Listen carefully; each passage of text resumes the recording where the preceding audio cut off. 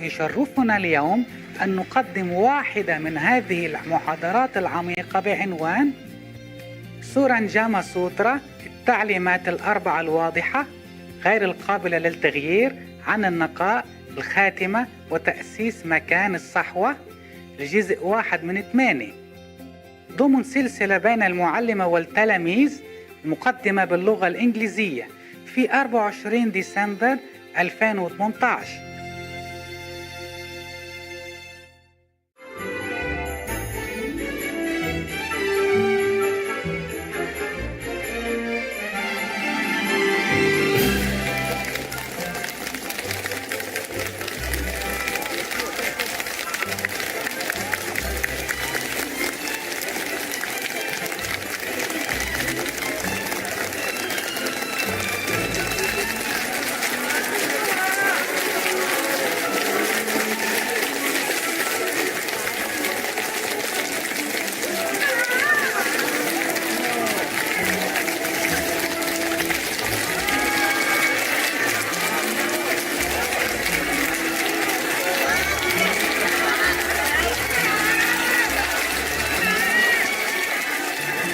Hello there.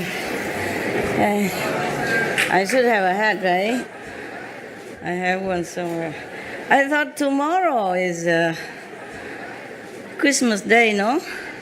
Why you wear hat already tonight? I have no idea.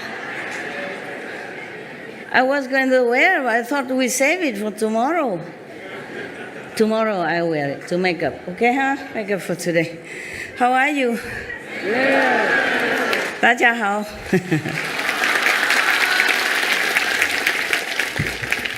今天已经圣诞节了吗？ Is it already Christmas today? No, huh? After midnight, right? I have 3.5 hours, then I can run back to it. Okay, thanks a lot. Thank you. You look good in hat. My God, the Taiwanese, they really can. Did they tell you to bring, or they just give it you here? Wow, how can they buy 10,000 hats in one day? More than 10,000 perhaps. Oh, incredible, incredible, incredible. Wow, wow. Wow. All these are nuns? Yes. Wow. Omitofo. Hare Krishna. You are monk, you can sit up here, love. Monk, missionary, you can come up, sit here. Yeah, are you a missionary? No, then you sit there. Only for monks and nuns. Just to respect their wish to be alone. You can sit on there, it's softer and warmer. You left everything at home. At least you can have a little comfortable here. If it's you, you would want to be comfortable. So just make them comfortable as you are. You should do everything just the way you would like it for yourself. It's so simple, my God. Huh? If you're uncomfy, you can also come up and sit a little bit higher. If you have a cushion, it's good. You should take care of yourself, okay? Because you are many, I'm only one. I can't take care of all of you, huh? For the elderly, you should take better care. You know why? The monks especially, because they sacrifice all their life for what? You know? For you, or for, at least for themselves, to be liberated. At least they take care of themselves. The elder monks and nuns, they have spent all their lives in asceticism already, okay? The one who really want to practice, want to follow the Buddha, I want to follow Krishna, I want to follow Mahavira, whomever these masters are, they really want to follow this ideal. So, in all their life, they already endure a lot to reach God, whether they have reached or not, but they have done their best, you know, everything they done according to the ideal, okay? So we, especially the elder monks and nuns, you know, they have been enduring all their lives already, so it's better we take care of them. When we were younger, we're invincible. Yeah? And when we're older, it's more difficult to adjust to different conditions. I keep telling you all the time. Yesterday I want to tell you something, and I tell you now before I forgot.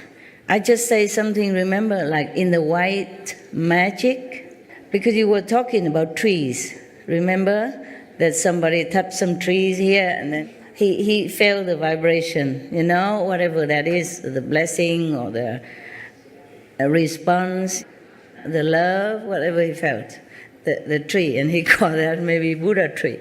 Yeah, all the trees are Buddha's tree, or magic trees. If you have respect for them, they respond, and they help you also, yes. I remember some other people will come and talk to the trees and all that, and have a wishing come true, their wish come true and stuff like that. Because remember last time I told you the story about the Kusa grass gods? Yeah, there was Shakyamuni Buddha, one of his reincarnation. You were not there. Oh, you forgot already. All right, so simple. Every grass, like big, maybe a group of grass, every tree has spirit of some kind that dwell in it. Yeah, take care of the tree, or that is their dwelling place. They are assigned to stay there, and that's their home. Yes, and they do bless the surrounding as their job.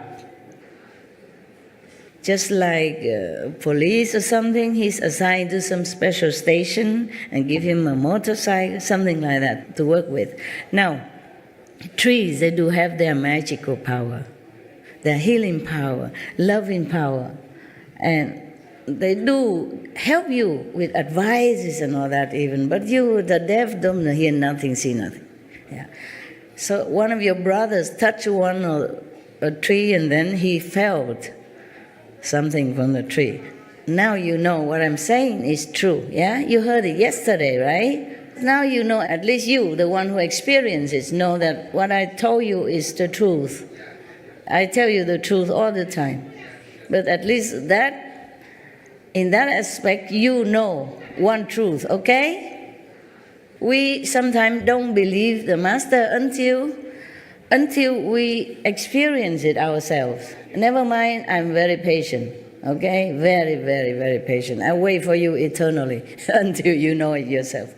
Now, the trees and the grass and the plants, they all have their blessing power. I even told you that in Cancun. All right, so now, in the white magic kind of practice, and people even advise you, like you make friend with one tree that you like, and then if you are sick or you have problem, you just come and hug the tree or tell the tree your problem, and then promise you come back again to visit, and then you will get better. Yeah. Please don't hug all my trees, because too many of you, the tree is already feeling scared. Because everybody hugged, then the tree will become like their skin will get worn out. Let them be, okay, huh? No touchy-feely, huh? You are saying already you should bless the trees, not vice versa. Shameless. I'm just telling you, this is some kind of white magic that people practice like that, okay? Yeah. Of course, there are many other ways to practice. It's just because yesterday you talked about the trees, so I want to mention that to you as well. Huh? Okay, now, where were we yesterday? Yeah, okay. The precepts are very important, not only for nuns and monks, but for you as well, if you want to be liberated while you are taking care of your duties in the world according to your karma. Yeah, not everyone can be nuns and monks, of course. It's a very difficult undertaking. It's very difficult. It needs a lot of discipline, a lot of training yourself, a lot of self-introspecting, a lot of sacrifice, yeah, for personal taste, personal freedom, everything, many things. Yesterday, when I given you some cookies or crackers, I say if you're hungry at night, maybe you shouldn't eat a lot, but you can eat a little bit of this to calm your stomach. I was talking to the nuns and the monks, and then one of you said, I'm hungry, master, hungry, master. You always hungry when you see my cakes or my so-called blessed food. I was talking to the monks and nuns, because the monks and nuns sometimes they don't eat in the evening. So I thought, okay, in case it's cold here and your time change, and if you're really hungry, eat little bit of this exception. I was talking to these people, not you. Because you can always go kitchen anytime, after midnight, before midnight, and then take something to eat. The monks and nuns, they don't do that. Maybe because they don't eat in the evening. Maybe because they keep the dignity. I was worried, the monks and nuns, because of time change from their country here, and maybe here midnight is there, midday over there, or before midday, so that if they're hungry, they could eat a little bit to calm themselves, and then they meditate to erase that, whatever's supposed to have, if karma. So yesterday, the Buddha have pleaded with the Bodhisattva and Ananda and all these people, saying that you should use your power of transformation and appear to the world in the form of people, in the form of lay person, minister, kings, virgin youth, maidens, and so forth, even prostitutes, widows, profligates, thieves, butchers, or dealers in contraband, and doing the same job like they are doing, in order to lead them to the righteous place, the teaching of the saints. But these people, like the Bodhisattva or the monks, even though they appear thus, to work the same as other people, lowlier people or unenlightened people, but they should never say of themselves, like, I'm truly a Bodhisattva, or I'm truly an Arhat, or let the Buddha's secret cause leak out by speaking casually to those who have not yet studied. What does that mean? Meaning, suppose you already initiated, you have all the instruction given to you how to meditate, and recite the 5 names and what to do, etc., etc. You should never tell that to other people who are not yet acquainted with the teaching and who not even know what the 5 names meditation. Of course, as I told you at the time of initiation, you keep all that to yourself. Same here. Otherwise, if it's not, then why the Buddha say that? Because it is true that the initiation should not be told to the people who are not acquainted to the teaching, or who are not aspiring to become one of the meditators or the truth seeker, and those. Just like Jesus say, do not give pearl to the swine. The pearl, the precious pearl, is likened to the teaching of God, of the initiation. Precious teaching. We should not just go out and just say anything about that when they're not ready. Then the Buddha continued, how can people who made such claims other than at the end of their lives, and then only to those who inherit the teaching, be doing anything but deluding and confusing living beings and indulging in a gross false claim? So Buddha warned us that we should never do that. Maybe at the end of their lives, and then only to those who are already in the path, who inherited the teaching. That's what the Buddha meant. Those who already know the path, already know the initiation process. And then maybe at the end of your life, if you are really a Bodhisattva or a saint manifested, then you say, I am so and so. Now, there was one guru in India, the Sikh guru. I don't remember the third or the fifth, one of the 10 Sikh gurus. He was very old already, 70-something. But he has been, he know nothing about practice of meditation. Until one day, he met one of his acquaintance or family members was reciting something, some of the teaching. And then he overheard it and he asked her, "What is that that you are reciting?" So his acquaintance tell him, "Oh, this is a teaching of Guru so-and-so, one of the Sikh guru before." And then he said, "What is a guru?"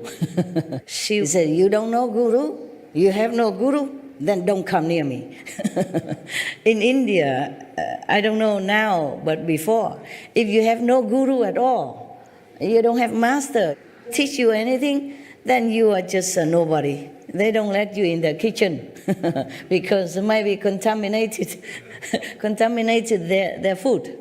Even the shadow, your shadow, if you have no guru, no master who teach you, real master teach you anything, they don't let even your shadow fall into their food or in their house or their kitchen like that.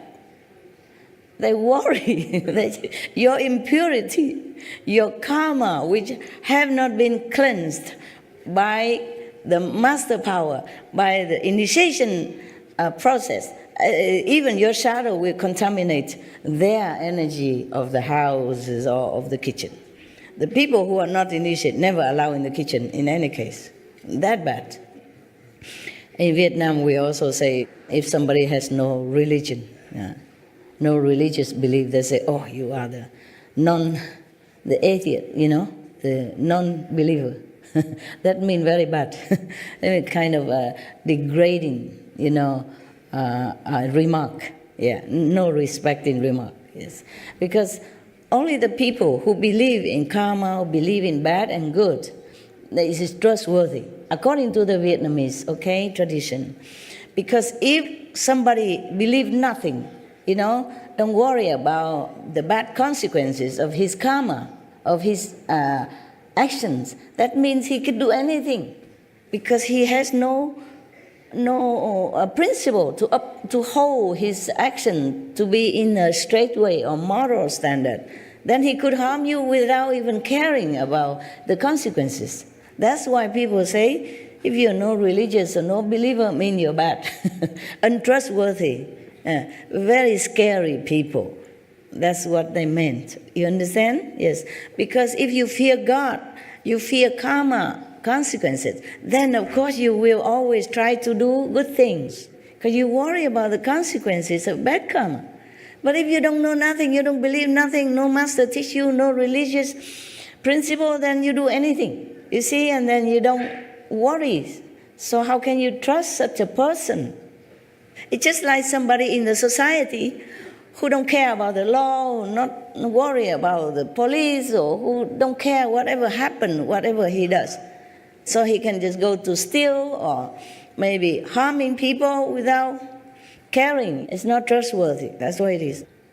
So the Buddha say that whoever claim himself to be a bodhisattva, except at the end of their life, when they have to review themselves, if they really know they are bodhisattva, and they reveal themselves to those who already in the path, then it's okay. If not, then they are just deluding themselves and others. And that's a very bad false claim, which is one of the greatest lies.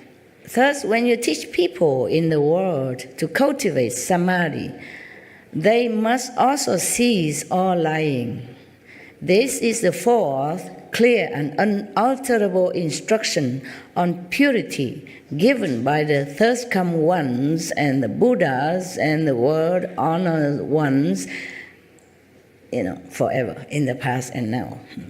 Therefore, Ananda, one who does not cut off lying is like a person who carves a piece of human excrement. Yesterday we told already, and hoping that it will smell like sandalwood.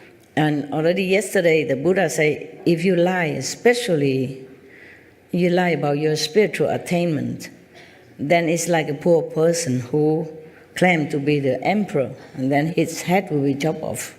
Very dangerous. So you like cutting off your enlightenment possibility now and in the future if you tell lie. This is a problem. Some people, it's just habit to tell lie. They don't even realize they're telling lie. Or they just make some excuses, and then to tell it as if it's true. And they think their excuse is valid anyway. Even though they know it's just an excuse, it's not valid at all. They still say an excuse. And that is also lying. When you know it's not true, you just make up an excuse to cover up your action. Then it's no good. So watch all the time your mind, because your mind is tricking you all the time. Due to habit, due to the company you keep, due to the job that you're doing, due to your surrounding, due to your family tradition or kind of lineage or just habit. So watch it all the time, okay? This is the most difficult to watch. Because we always make excuse when we want to do something. We say, oh, I do that, because of this. Whether or not it's true, and you don't care. And that is also lying. Should not. Always watch our mind. The Buddha said that if monks' minds are as straight as the lute strings, true and real in everything they do, then they can enter samadhi and never be involved in the deeds of demons. I certify that such people will accomplish the Bodhisattva's unsurpassed knowledge and enlightenment. The Buddha guarantee. I told you yesterday, just repeating. Oh, I just forgot the guru. He was very old. One of the Sikh guru was Amar Das. Amar Das. Okay, thank you, my love. Thank you. I forgot. It's a long time since I studied all this. It's 30-something years already. Passed so fast. 40 years even, almost 40 years. Whew, time passed, eh? My God. Okay, so he was very old. And then he heard that, oh, without a guru, you are nothing. You are kind of rejected by even your own friend or your own family members. Oh, and he said, okay, where do I find a guru? Just like, where is a supermarket or something? Somebody who knew him long time. And then show him where to go and find the Sikh guru to study with him. And then he became that guru's servant. Very humble servant. Every day he served him with all his mind, all his heart, all his love. And then somehow, even though he was old already, but he was so pure, so sincere, so thirsty for God, that the guru even passed on the mantle of guruship to him. And of course, the son of that guru, the original guru, was so jealous of him. He find all kind of thing, all kind of picky thing to degrade him all the time. One time he passed by when the guru was talking or teaching, and then he said, why, You think you're somebody, you even grow a long beard like my father. You think that's look like my father, and then you are a guru or something, And like he was very, very jealous and degrading him in front of people, humiliating. Why do you grow such a long beard? For what? And the guru said, it's just to clean your shoes, my lord. You remember that? My long beard just to clean your shoes. Because he was saying you are just a servant, and now you grow a beard like my father, and then you think you're a guru of some sort. And you grow a long beard. And say, I use it just to clean your shoes. Yes. That's what masters are. They are not really boastful. They don't mind whatever say to them. If they are disciples, then of course the guru will try to correct him or her and say, oh, you should not say such thing. It's a bad karma for you or something. But this person, he's too arrogant and so too ignorant, and he was already out of tune with the father's, which was a guru teaching, so he could not argue with him much. So he has to say, I grow it bare long so I can clean your shoes with it. One time I was in India, and one of the master, I don't know what did I do, I don't remember. And he hit me on the head with his hand like this. I said, you're too hard. So I said to him, please use your shoes, master. Don't hurt your hand. I really meant it. I was nobody anyway. And it's just a natural thing to react that way. Because normally, master, if they touch you or hit you, maybe they become contaminated by your karma. So I'm worried, so I told him, use your shoes to hit me instead of the hand. But he didn't hit again. Yeah. Okay. So now the Buddha here also tells us that even if you are a bodhisattva and you use your transformation power to do some worldly job in order to teach other beings, still you don't review yourself. Then the Buddha continued saying that if one does not practice any of these tokens of renunciations of the body on the causal level, then even if one realizes the unconditioned, one will still have to come back as a person to repay one's past debts, exactly as I had to undergo the retribution of having to eat the grain meant for horses. But I told you yesterday already, it's just the karma of the world and the disciple that made it happen that way, because the Buddha would never be in any defilement in order to have to undergo any retribution at all. The Buddha has been Buddha for countless of aeons, and he is never defied in any way. He has never any karma. It's just all appearance in this delusional world like that. Because the real Buddha has become just like an ordinary being. He has to go and beg for food, he has to wear the robe, he has to do things, and it's just like any human beings.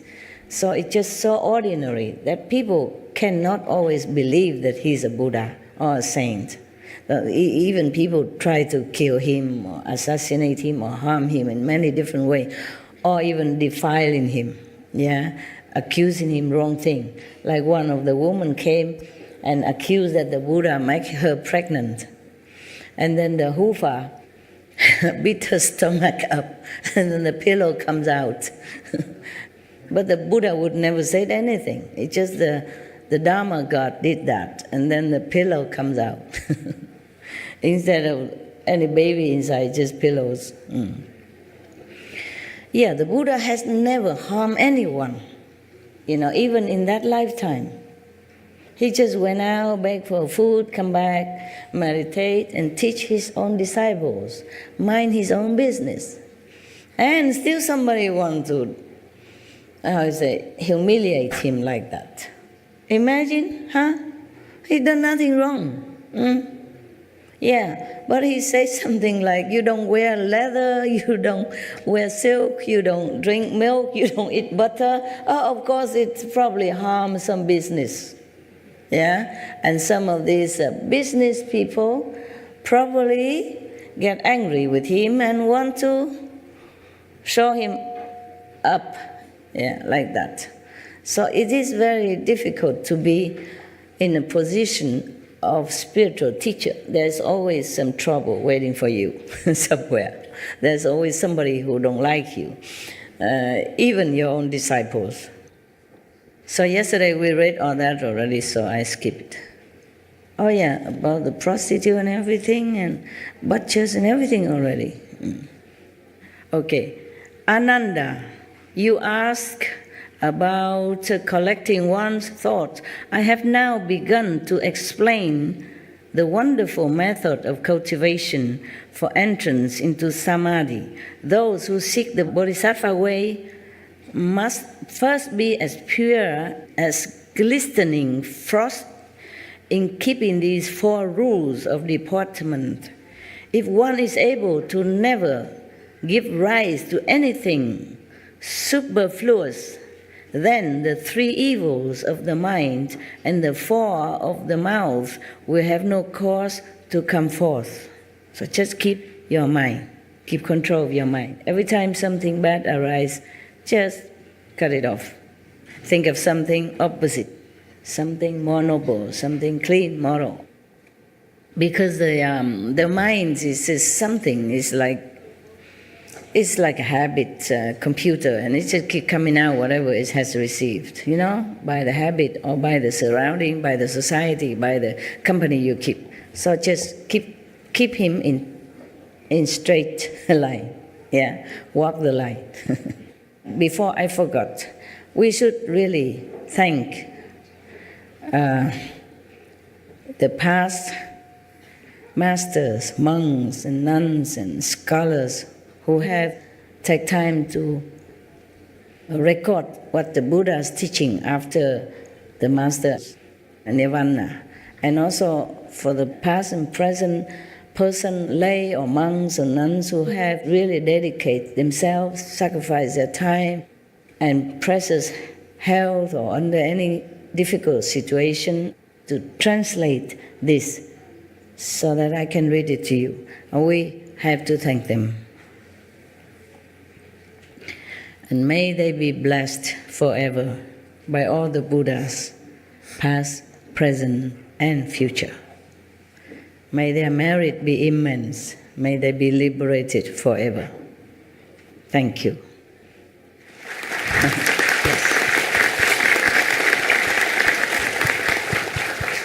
We should put this section in the front and in every time, in the beginning of every segment of the lecture, if we show it on TV. You should put it in the end also, beginning and the end of any segment of this lecture, of this continuous series of lecture. Okay, now Ananda, if one does not neglect these 4 matters, and further, if one does not pursue forms, fragrances, taste, or objects of touch, then how can any demonic deeds arise? I mean, we keep our mind pure, simple. Have what we use what we have what we need. Need and greed are different. Therefore, we have to keep our mind in a straight line, knowing how much the mind can lead us astray. We have to keep it under control, using the Buddha's teachings. The Buddha says, if there are people who cannot put an end to their habits from the past, you should teach them to single-mindedly recite my light atop the Buddha's summit, unsurpassed spiritual mantra. The Buddha taught many mantras, for you, just recite the 5 names. And the 7 gifts, That would be good enough for you, busybody lifestyle. In our modern time, we have many comfort due to splendid inventions of all kinds. Our lives have become more comfortable and convenient. Nevertheless, because of that, we also have to work harder in order to earn them. In the Buddha's time, it's easier to practice purity of mind, I think, yes, because you don't go too far anywhere. You just eat whatever inside your community that produced, and you just interact with each other in your village, in your hometown mostly. Most people are like that. And things they eat are very simple. And they don't have to buy a car to go out to a big supermarket to buy a color television. Before, we don't even have television. And then we have a black and white television. And then later we say, what? You still have black and white? No, I want a color television. And I don't just want a normal TV. I want super-sized TV, flat screen, etc., etc. Therefore, we work harder, we're busier, and our mind is so difficult to control to the limit of what we need. Instead of just be satisfied with what we have, we want more and more all the time. Therefore, we are always in need. And when we're in need, we must think of the way to have what we think we need. And then we forget what is important in life. We have to keep up with the Jones, and then we forgot that we should keep up with the saints. We should remember what's important, because this life we will leave behind. Everything we have, we must leave behind. Anytime, anyway. You don't even know if it's tomorrow or next day. But just too busy, forget. Thus, we, the practitioners of the Kuan Yin method, always have to remind ourselves what is important, what is less important. And whatever we can minimize, downsize your life, then just do that. So that you don't have to spend your precious moment thinking of how to get more things. A precious moment thinking of have to go out and buy this, buy that. To buy, you need car, you need other people, you need petrol, you need time, you need to earn money.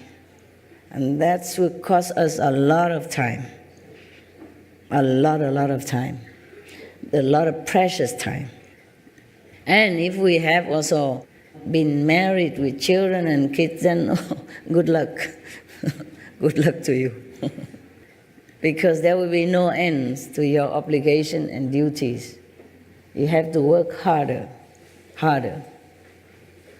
Being a monks and nuns is a tough job, but I don't know if it's tougher to be lay people with families and children and the in-laws and the both side in-law and the death anniversary, birth anniversary, marriage anniversary. Ooh, if you forget.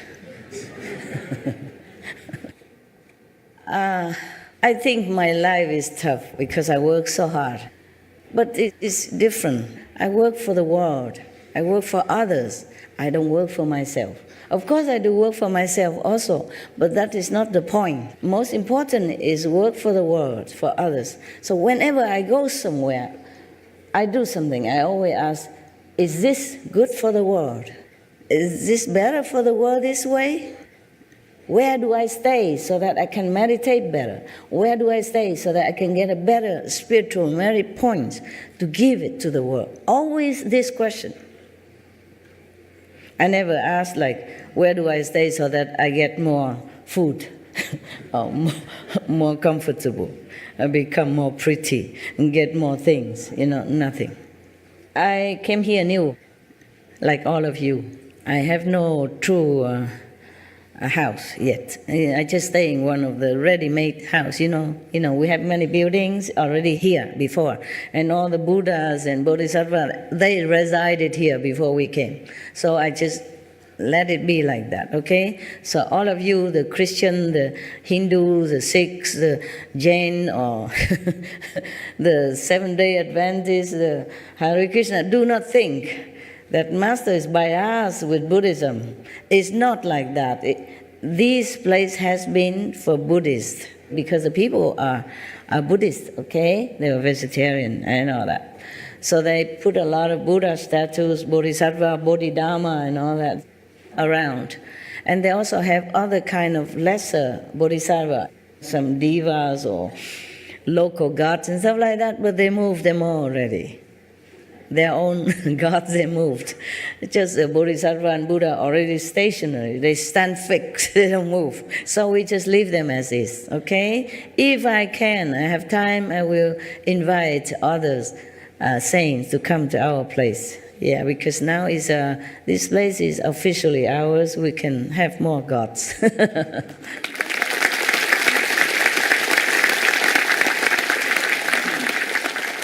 So each of your gurus, your master, your original God, will have a chance to come and stay with us. Okay? Yes. So do not think I am just for Buddhists. I told you I don't belong to any religion. I told you many years ago when I first came out, when I was still a little bit somebody, but not much of anybody. I still am not much, but a little bigger than before. Before that, I already told you in one of the lectures, I don't belong to Buddhism or Catholicism or anything. Okay? I belong to the truth. I preach the truth. That's what I say. Okay? It's still the same. Yeah. Nevertheless, of course, I respected all the masters in all religions because they did the same. They preached the same. That doesn't mean that I am just a no-religious person. It's not like that. I just don't want to make another ism. That's why they always, the disciple and even government advised me to make a religion. And then I will have more advantage, more freedom, easier. But I don't want to make another one. We have so many religions already. Why make another religion? Have more competition, more complication. And then later when I die, I make so many churches, many temples again, a Qinghai church here, a Qinghai temple there. And then to take up space and people have to clean the church and temple every day. The Buddha continue. It is the invisible appearance atop the summit of the third come one. It is the spiritual mantra proclaimed by the Buddha of the unconditioned mind, who comes forth from the summit in a blaze of light and sits upon a jewel lotus flower. And now he's talking about Ananda's private life, a private connection with Manjusri, with that prostitute who almost corrupted him, and etc., etc. So I cut that off. Oh, you want to listen as well? I just talk about the precept here, okay? All right. Never mind. I just read it to you. What is more, your past lives with Mataji's daughter created accumulated kalpas of causes and conditions. Your habits of fondness and emotional love go back not just one life, nor even just one kalpa. Yet, as soon as I proclaimed it, she was free forever from the affection in her heart and accomplished a hardship. There was a prostitute who was very, very infatuated with Ananda, because he looked very handsome, supposed to. And she always tried to seduce him. And one time, Ananda has to go through her area, her house, in order to go for alms. And he has to go to her house to beg for alms. Because the Buddha don't let any monk go to the same place all the time, in order to avoid attachment, and discrimination between the rich and the poor.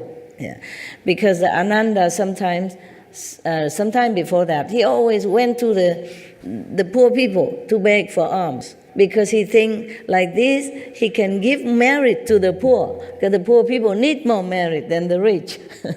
Therefore, Buddha said, no, you don't do that. You just go every house with the same love, with the same blessing. You cannot discriminate and just bless just one type of people.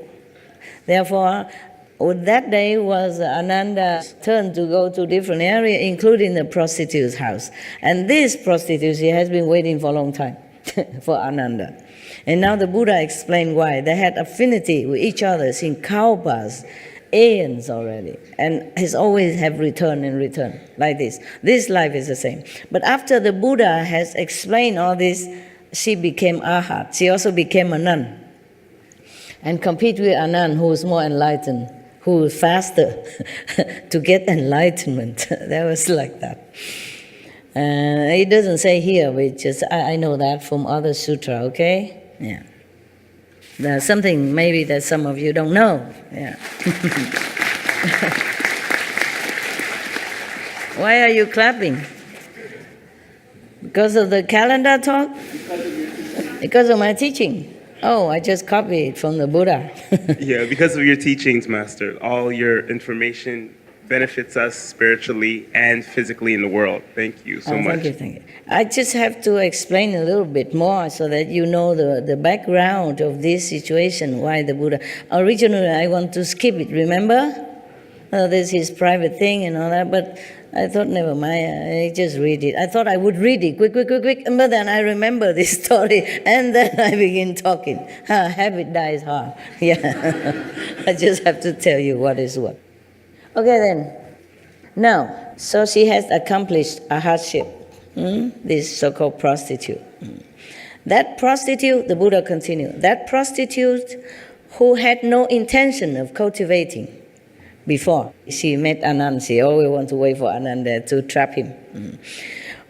She was imperceptibly aided by that spiritual power and was swiftly certified to the position beyond learning. Oh, she's gone so fast into the spiritual elevation, beyond learning. Means she already too enlightened. These people no need to learn anymore. Yes. Then what about you, sound hearers in the assembly, who seek the most supreme vehicle and are resolved to accomplish Buddhahood? He asked, question mark. For you, it should be as easy as tossing dust into a favorable wind. What then is the problem? The Buddha man looked at the prostitute. She had no intention to practice any spiritual thing, any teaching, nothing. She was a prostitute even. It's a kind of opposite of spiritual way of life. For example, like that, the people look down upon prostitutes, they think they are nothing, they have no moral, no understanding, no concept of a decent life. In any country, people look down upon prostitute. Even in such a free country where prostitution is like a professional job and is illegally practiced, still people do not think well of prostitute. Therefore, Buddha said to the assembly of monks and maybe others, Deva and Dragon and lay people, he said, she has no idea of spiritual practice, no intention. And after I explained to her, with my power, she became arhat. I mean, not immediately like that, but she intended to become a nun right away. And she ran to Buddha because Ananda, he almost succumbed to her charm. And then he prayed to the Buddha, please help me, Master, help me. Because she was already pinning him down like on the bed or something, and she was beginning her job, and he was already almost gone. But then he remembered the Buddha, said, please help me, please help me. And then the Buddha used his transformation body or sent somebody. And then Ananda immediately can escape, or awaken, like as if from a dream, and then he ran back to the Buddha. And this Mantaji's daughter, the prostitute, run behind. So she was running after Ananda, and both of them arrived in front of the third come one. And then she said, give me back my man. I want him, I love him. Return him to me. She complained to the Buddha. He already mine. Why you take him back? Give it back to me. Okay? And then Buddha said, okay, calm down. What is it about Ananda that you like him so much? She think about it and said, I like his eyes. Yeah. She couldn't say anything. It's too much in love, too much, very already too intoxicated in her physical desire and love for Ananda. This is because of karma in the past lives. You see that? Okay? She cannot help herself. She cannot. Of all the men that she knew in the past, and that up to that moment, she cared about nobody. Prostitutes, they do business. They don't fall in love, nothing. But only Ananda she likes, and whom she's in love with, a monk. That's the problem. So she said to the Buddha, I love Ananda's eyes. He said, oh no, these eyes, it's full of, ugly things that come out, the white stuff sometimes come out, the tears running down, and if he's sick, all these pus coming out, you don't want his eyes. So she said, I like his nose. She said, I love his nose.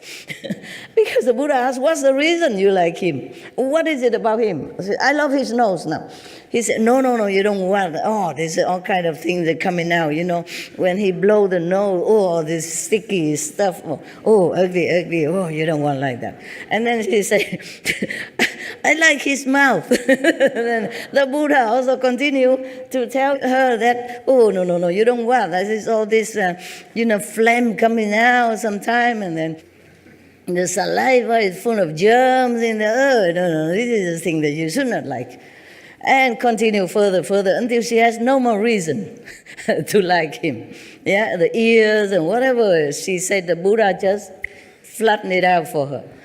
Then after a while, then she realizes it is not truly a favorable thing, this kind of physical, sexual love.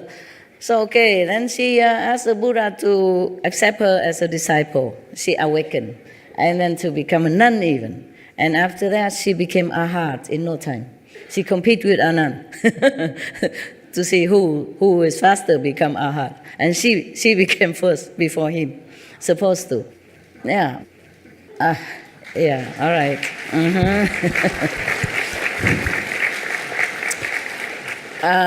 It's not because Ananda was slower or less spiritual. It's just his destiny to serve the Buddha first, okay? And to try to remember everything the Buddha said in the assembly, or whatever happened in the assembly, on all the spiritual stories that happen within the Buddha's assemblies and disciples. Just like nowadays you have miracle events, miracle stories and all that. Before there was no record player, so somebody has to write it down or memorize it all. Ananda that was his job.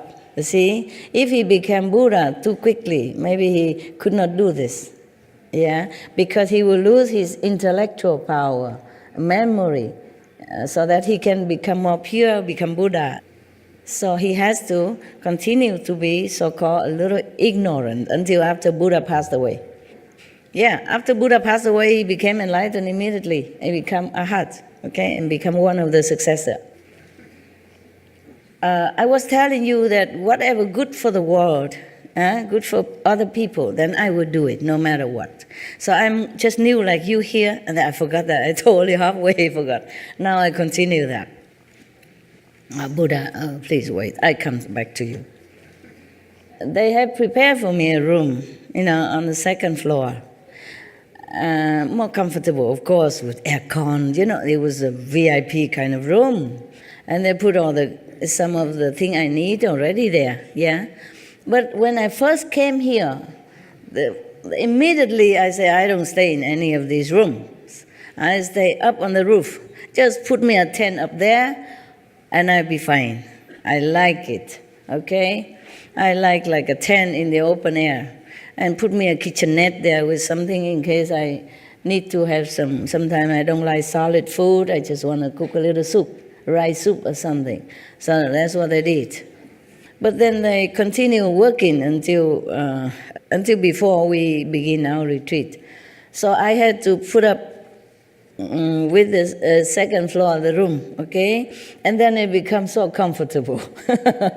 After you live there for a few days, you have aircon, hot, cold, whenever you want, and ensuite bathroom, toilet, and everything already put there for you, special shampoo, and special conditioner, and good smelling soap. It's already nice, and bubble bath. Then I continue to stay. I didn't want to leave. This morning, I forgot, and then I asked the heavens again, I'm too tired to check it out, tell me. Is it still better that I go upstairs, better for the people, or is it better I continue to stay here, which is comfortable? I didn't ask for it, making an excuse for myself. I didn't ask for it, people did it for me. You see, I did not ask. So is that maybe heaven's will that I should stay here? Comfort. Because upstairs on the roof only a tent, a big tent, with a table, to work. It's actually like like an office, and a sofa, okay? No aircon, just maybe a heater, small one, all empty, okay? And later on, I came back and I saw the mosquito screen all around. It's like a room again. I said, oh no, terrible, I don't want that. I just want a tent. Okay, and all around empty. I like that. It's not like screen all in with door and all that. Even though it's just a mosquito door, I don't like it. And this is one more excuse for me to continue to stay in the comfortable aircon. Already made all the clothes, beautiful hanging. Easy for me to do anything. So easy. So another excuse to stay. That's why I keep staying a few more days, and I didn't think about the roof anymore. Besides, they took away all my kitchenette stuff. Another excuse, okay? What should I do up there? I don't have anything to cook. No pan, no pot, no cooking stoves, no bowls, no spoon. I keep listing it, You see that? I have nothing. Yeah, our minds like comfort, yeah? Even I like comfort, yeah? Especially when you're older, You have aircon, it's warmer for your back, and it doesn't stiffen your legs, and all kind of excuses I have, yeah. But then this morning I was thinking, maybe just a trick. I should go upstairs because that's my instinct. The first day I came, I said, I don't stay in any rooms. The room has been slept in by people and used for years, decades already. I should not stay there, even though I throw all the beds out already. Just have a new sofa in and office, a table and all the office stuff or document to work. So it just looked like an office. One sofa and a table, empty chair, like that. It's not much. And it was okay too, comfortable. Because they normally use it just for bedrooms. You come in, you just see the big bed. Nothing else. And it feels suffocating. I don't like it. Because the room already small. You put a bed in there, you can't do anything else. Even you put a chair or something in it, it feels too crowded. So I throw all the beds out anyway already, and it's more comfortable. But this morning, suddenly I wake up and say, oh no, maybe it's not too good to continue to stay here because I feel too relaxed. It's a relaxing room. It's a rest area, and my mind will not be set on working. It's the atmosphere in the bedroom is always make you feel relaxed and want to sleep. Rest, especially when I didn't ask for it, maybe heaven's will, This morning I asked, I said, okay, I'm too lazy to move again, all my things upstairs again. But okay, what is better for my work, okay, for the world? And they say, move, leave this room. I said, what, really? Repeat again. So they say, leave the room.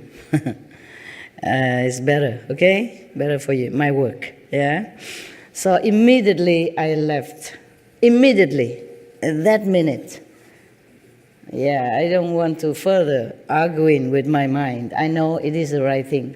It's my first impression anyway, and I wanted to do that. My tent is still up there, okay? And so I move whatever necessary. I couldn't move the whole thing yet because there are clothing. But I moved the symbolic of work, like computer, telephone, bathroom stuff, toothbrush and stuff like that. And a blanket, So that is already a symbol of my new life, a new area. It's all the necessity. And there's some clothes. Yeah, so it's okay. The mind can trick you for comfort. I really felt very comfortable in that room. Often I can't sleep very well, but in that room I sleep so well and I feel peaceful there. That's why I didn't want to leave. I thought it's heaven's will. Blaming it on heaven. It's not true. Sometimes a comfortable place doesn't mean a good place. Okay? You might not have peace at the end. Not peace within yourself only, but peace with other coordinating people. If you stay in one bedroom, for example, and to work from your bedroom, if you have no choice, then you have to. But if you have choice, you should separate your work and your sleeping area. Now, feng shui-wise, it's like that. Because your sleeping area is your sleeping area. And if you work from there, people don't cooperate with you. It's just naturally. Because you order from your bedroom. Your bedroom is supposed to be your sleeping area, resting area. It's not for working. So at home, if you don't have more room, you have to put aside one corner for working, okay? Yeah, and when you finish work, you just shut that down. And if you can, you put a curtain or something, okay? Put something separate or some plants so that you have more efficiency in your work. There are more of this kind of cooperation between colleagues. Of course, I was too comfortable. I even forgot about feng shui or whatever shui that was. I just feel so good. Sleep well, eat good. Oh, for a long time, for a change. I was really reluctant to leave. Imagine that. Supreme Master and all. Still like the bedroom. All right. But I moved immediately as long as heaven reminds me for what purpose I was here. It's okay, just a few days. Good excuse. Yeah, take a rest. Okay, forgive me. Weakness of the body and mind. So I'm not always tough as you think, huh? I also love comfort. Yeah. And how you say, security. Yeah. In the second floor with the bedroom is more secure because there are iron doors, locked and everything. The roof don't have any like that. But I have tried to fix it so that I can lock from my side. Normally they put lock only from the inside.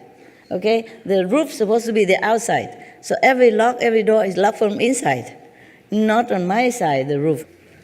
So this day I moved up and I have tried nail this and that and making some arrangements so that I can lock from my side. Just so that I can feel a little bit psychological safety. I had to do that wherever I go, so that I feel peace of mind. Huh? Good, now you know my secret, my attachment secret to the bed and comfortable and the aircon. Yeah, now I have nothing, just a tent, no aircon up there. Yeah, what for you have an aircon? It's all open air anyway. The aircon will not work. But after a while, I get used to it also. You will not feel that cold. It'll be okay. Just put more clothes on then. Huh? If it's cold. It's good like that. So I can have more sympathy with you also, who lives in the outdoor tent and stuff like that. Huh? So I don't be too comfy and sleep. So the Buddha say, mind that even if a prostitute who has no spiritual intention at all, or never had any connection with any spiritual teaching prior to meeting with Ananda at that time, still she can become a nun and attain arhatship. That's a big deal, arhatship, very high. Bodhisattva. Therefore, how can you not? That's what he meant, okay? His assembly, yeah. And you also, of course.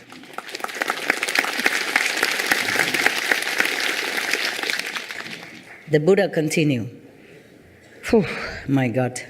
Has nothing to do with the precept, and I keep talking, huh? And you don't stop me even. Huh? You're supposed to stop me when I blah on.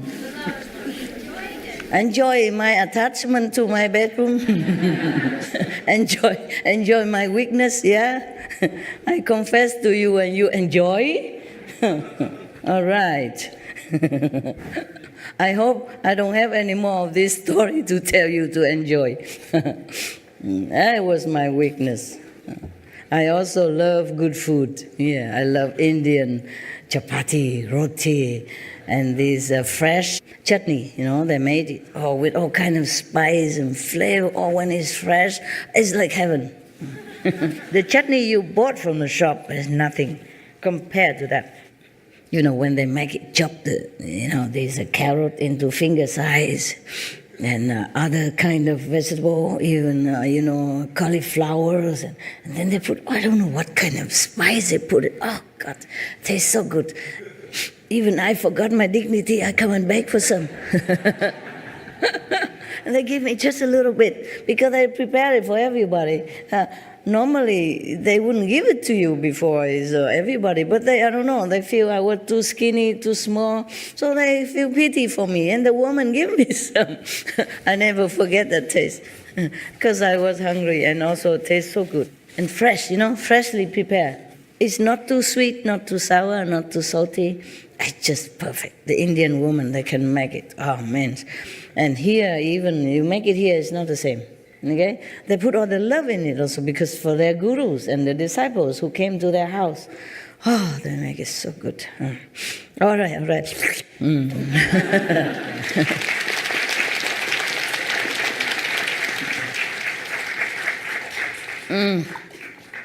I don't look like a nun or monk anymore, but I really ate only once today. When you eat only once a day, you're not as hungry as when you eat more times. It's funny. The less you eat, the less appetite. The less you eat, the less you want.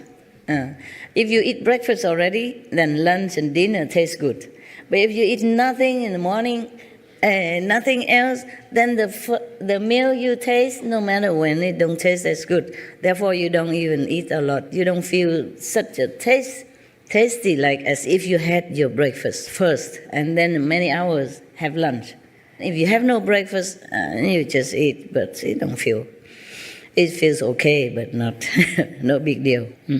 Now, the Buddha continue, and those in the final age who wish to sit in a bodhi manda, meaning sit in the meditation, the enlightening meditation method. Sit in that way, not just sit, but really have a purpose, a method, a goal, and a truly deep understanding of why you're sitting. Otherwise, you just sit, no use. There's one more advice for you. If you want to sit longer without moving much, you have to sit full lotus. I cannot do it here because it's not very favorable here. If you sit in a full lotus position, you can sit longer. Although it might be uncomfortable at first, but after a while you get used to it. See it or not?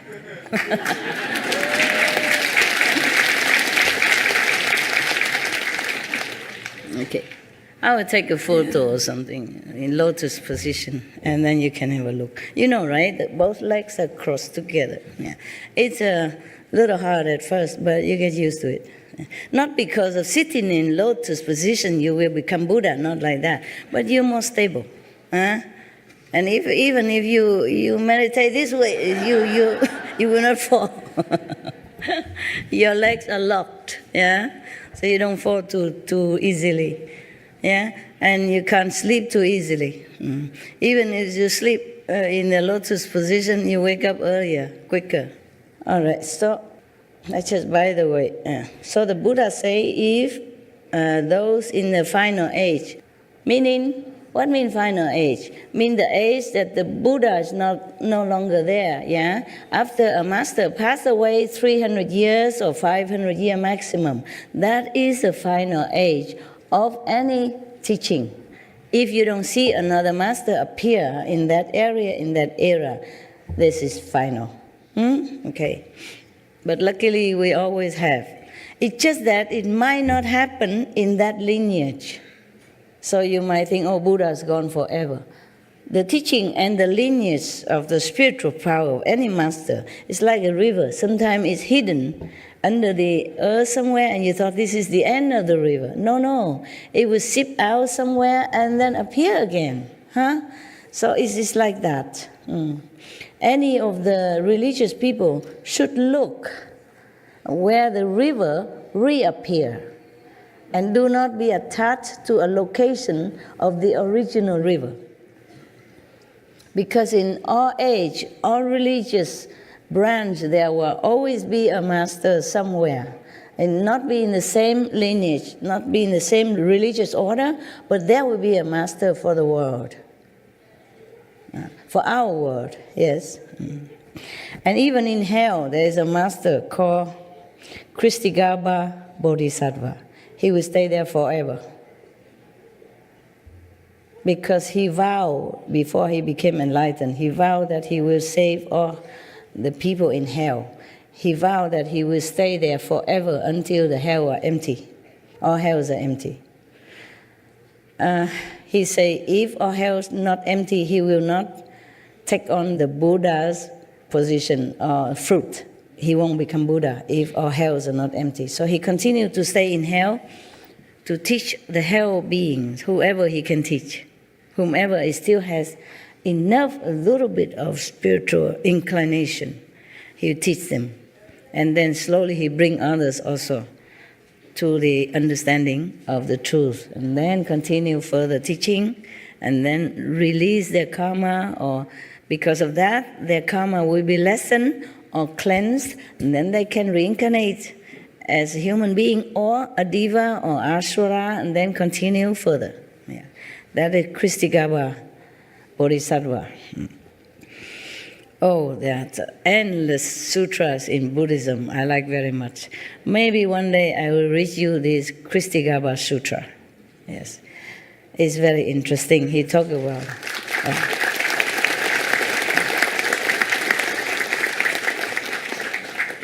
When I first became a nun in Taiwan, and one of the temple, because we met where I took the precept, so they invited me to their temple. And the monks and nuns, normally, many of them, they go out to recite the sutra when somebody dies. And their relatives invite them to come recite sutra to help to liberate the soul of the dead for 49 days. Or some days at least, yeah, some weeks. And these monks and nuns also do that job, and they also asked me to come along. I also came. Of course, at that time, I cannot recite this sutra in Taiwanese, where I recite Amitabha Buddha for them. It's fine.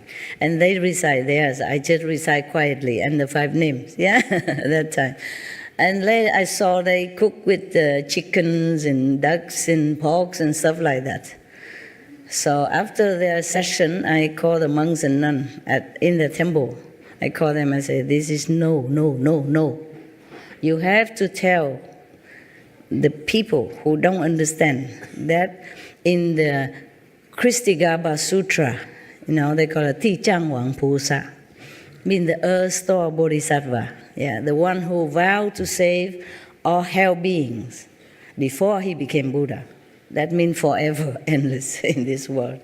There will be always someone in hell. If nobody can save them all, then it's like that. I said, this is no. If you go to recite sutra to somebody who died, you have to tell them, no meat, only vegetable. Otherwise, the soul of the dead will be having bad karma. Maybe have to go to hell for that. Or maybe delay, cannot go to heaven because of that. Maybe delay of liberation, depends. So you have to tell them that. It says so in the Kristigaba Sutra. If any dead person, the relative kill or offer meat and animals product in the name of the dead will be in trouble. Bad karma and may go to hell, may suffer more.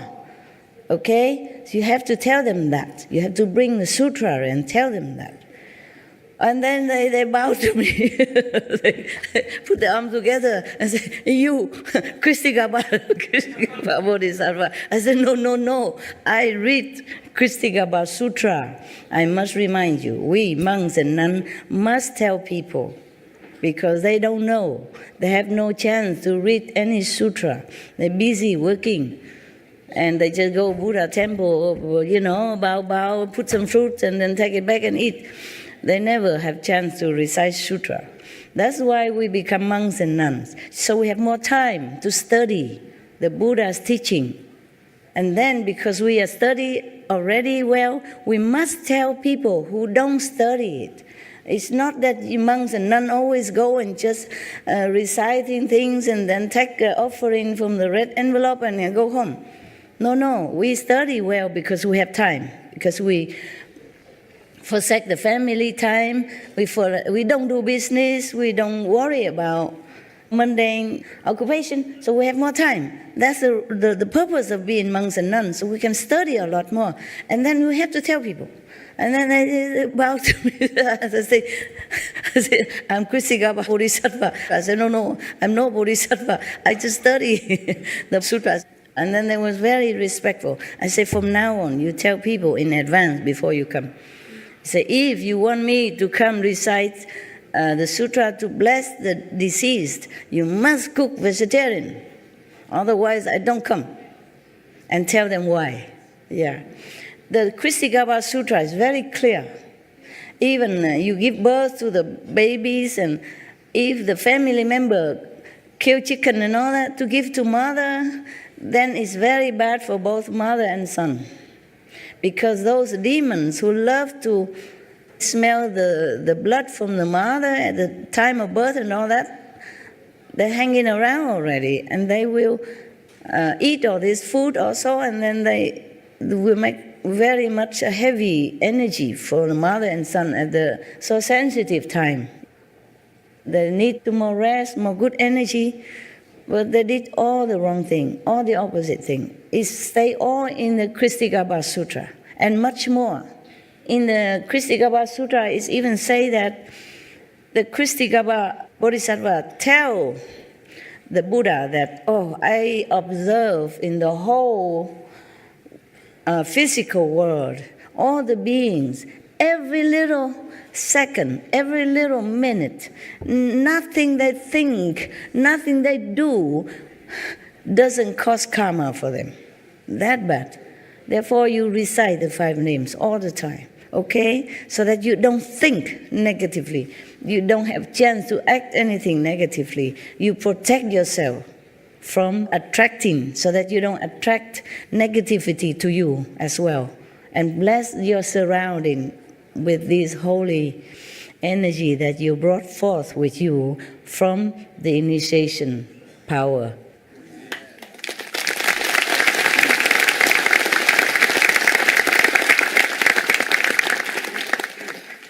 So the Buddha say, those in the final age who wish to sit in a bodhimanda, enlightenment meditation, enlightening meditation, must first hold the pure precepts of a bhikshu, of a monk, okay? To do so, they must find as their teacher a foremost shramana who is pure in the precepts. You mean some of the monk-like, yeah? If they do not encounter a member of the Sangha who is truly pure, at least somebody like a lay person but take precepts, okay? Because Buddha has different precepts for different kind of disciples.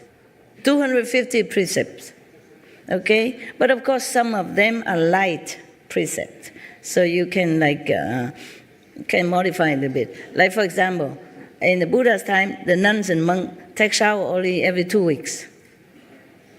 That the Buddha said you can modify it.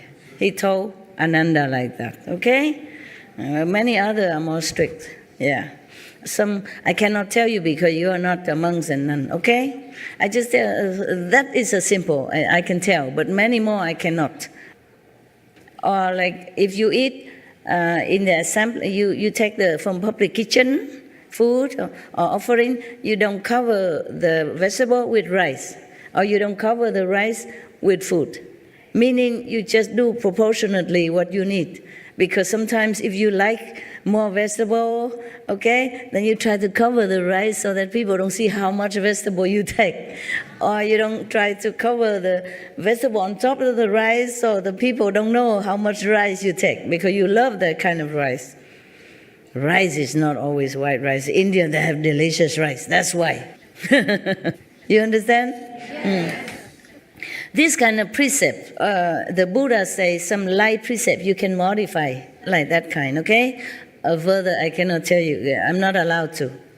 You're not allowed to hear the bhikshu, monks, nun precept if you are not monks and nun. Because if you know it, you have to keep.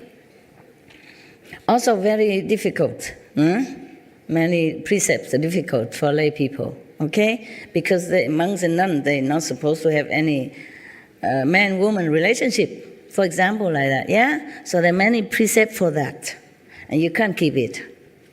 It's difficult. It's very detailed and sensitive also. I can't tell you. You should not know unless you want to become monks and nuns officially, and you take the precepts and hold it, okay? Yeah. Keep it. But right now, you keep these 5 precepts that the Buddha explained. That's good enough, okay? And the 5 names and the gift, if I have given you, okay? That's secure you to go to heaven, all right?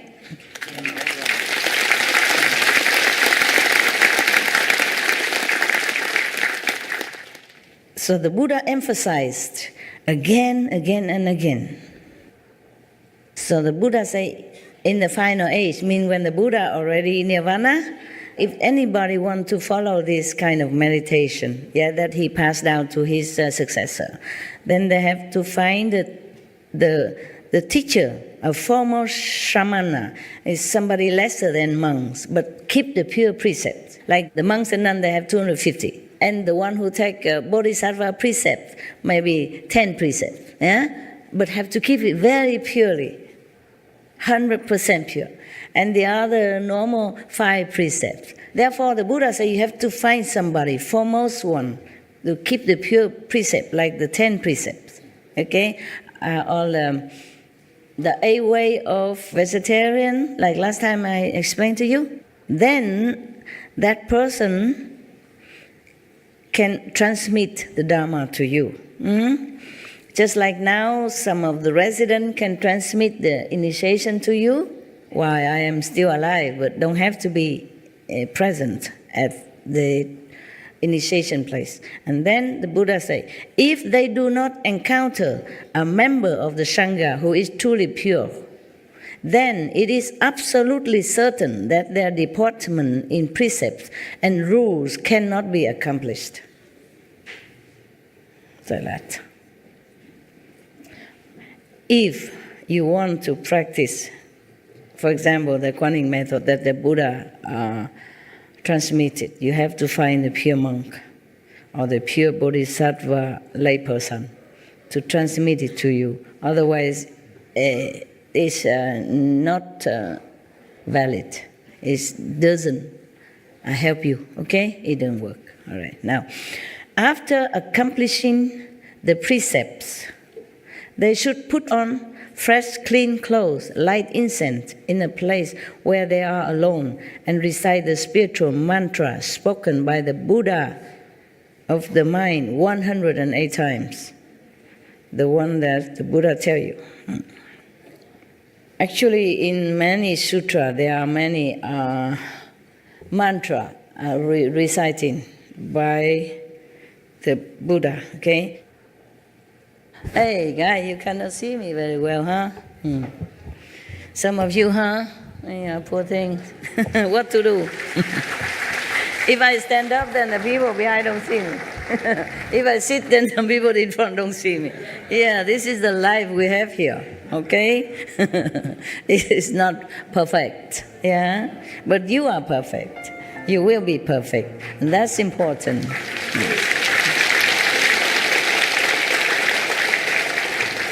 The world can be perfect or not perfect, but we should be perfect. That's important, okay? Right.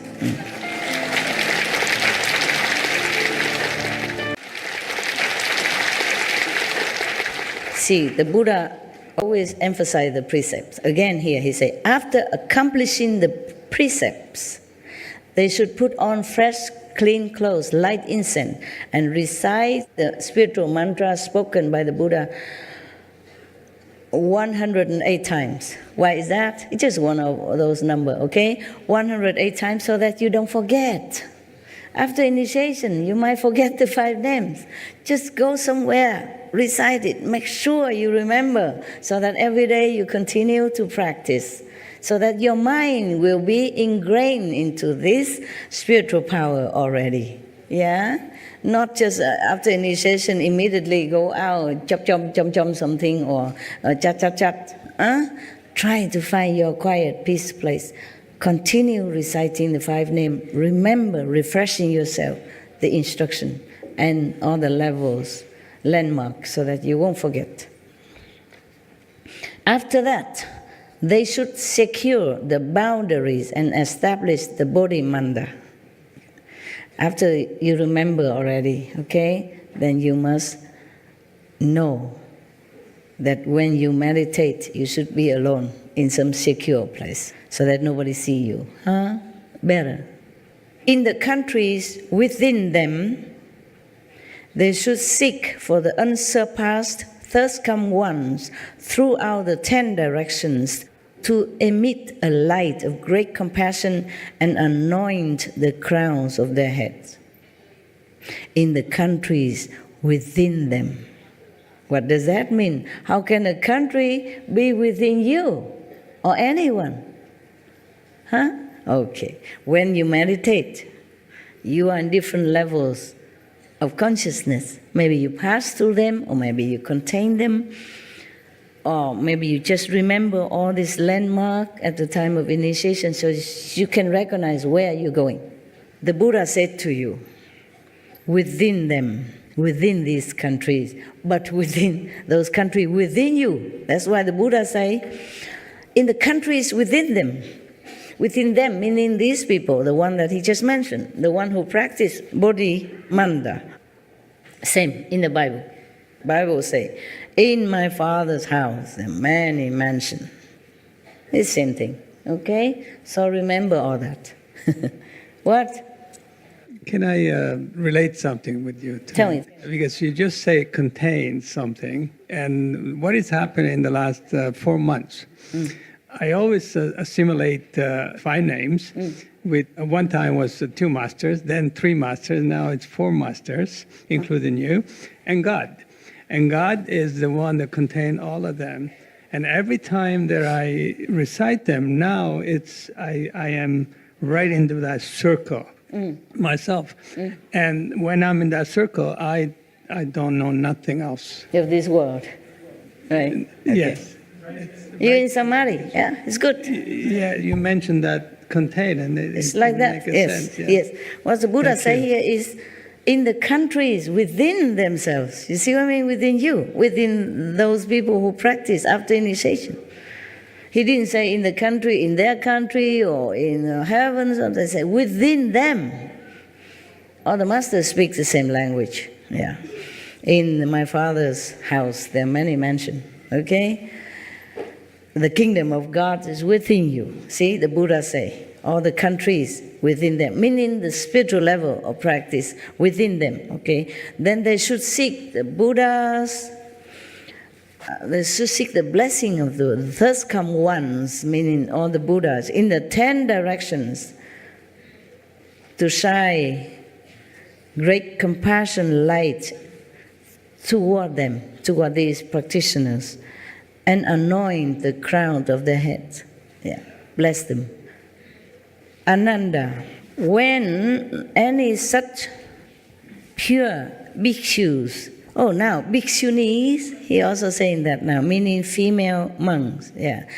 When any such pure monks and nuns or white-robed donors in the Dhamma ending age who can rid their minds of greed and lust, hold the Buddha's pure precepts, and in a Bodhi Manda make the vows of a Bodhisattva, and can base upon entering each time and day and night for 3 weeks without sleep, continue this practice of the way, I will appear before these people in a physical form and rub the crowns of their heads to comfort them and enable them to become enlightened.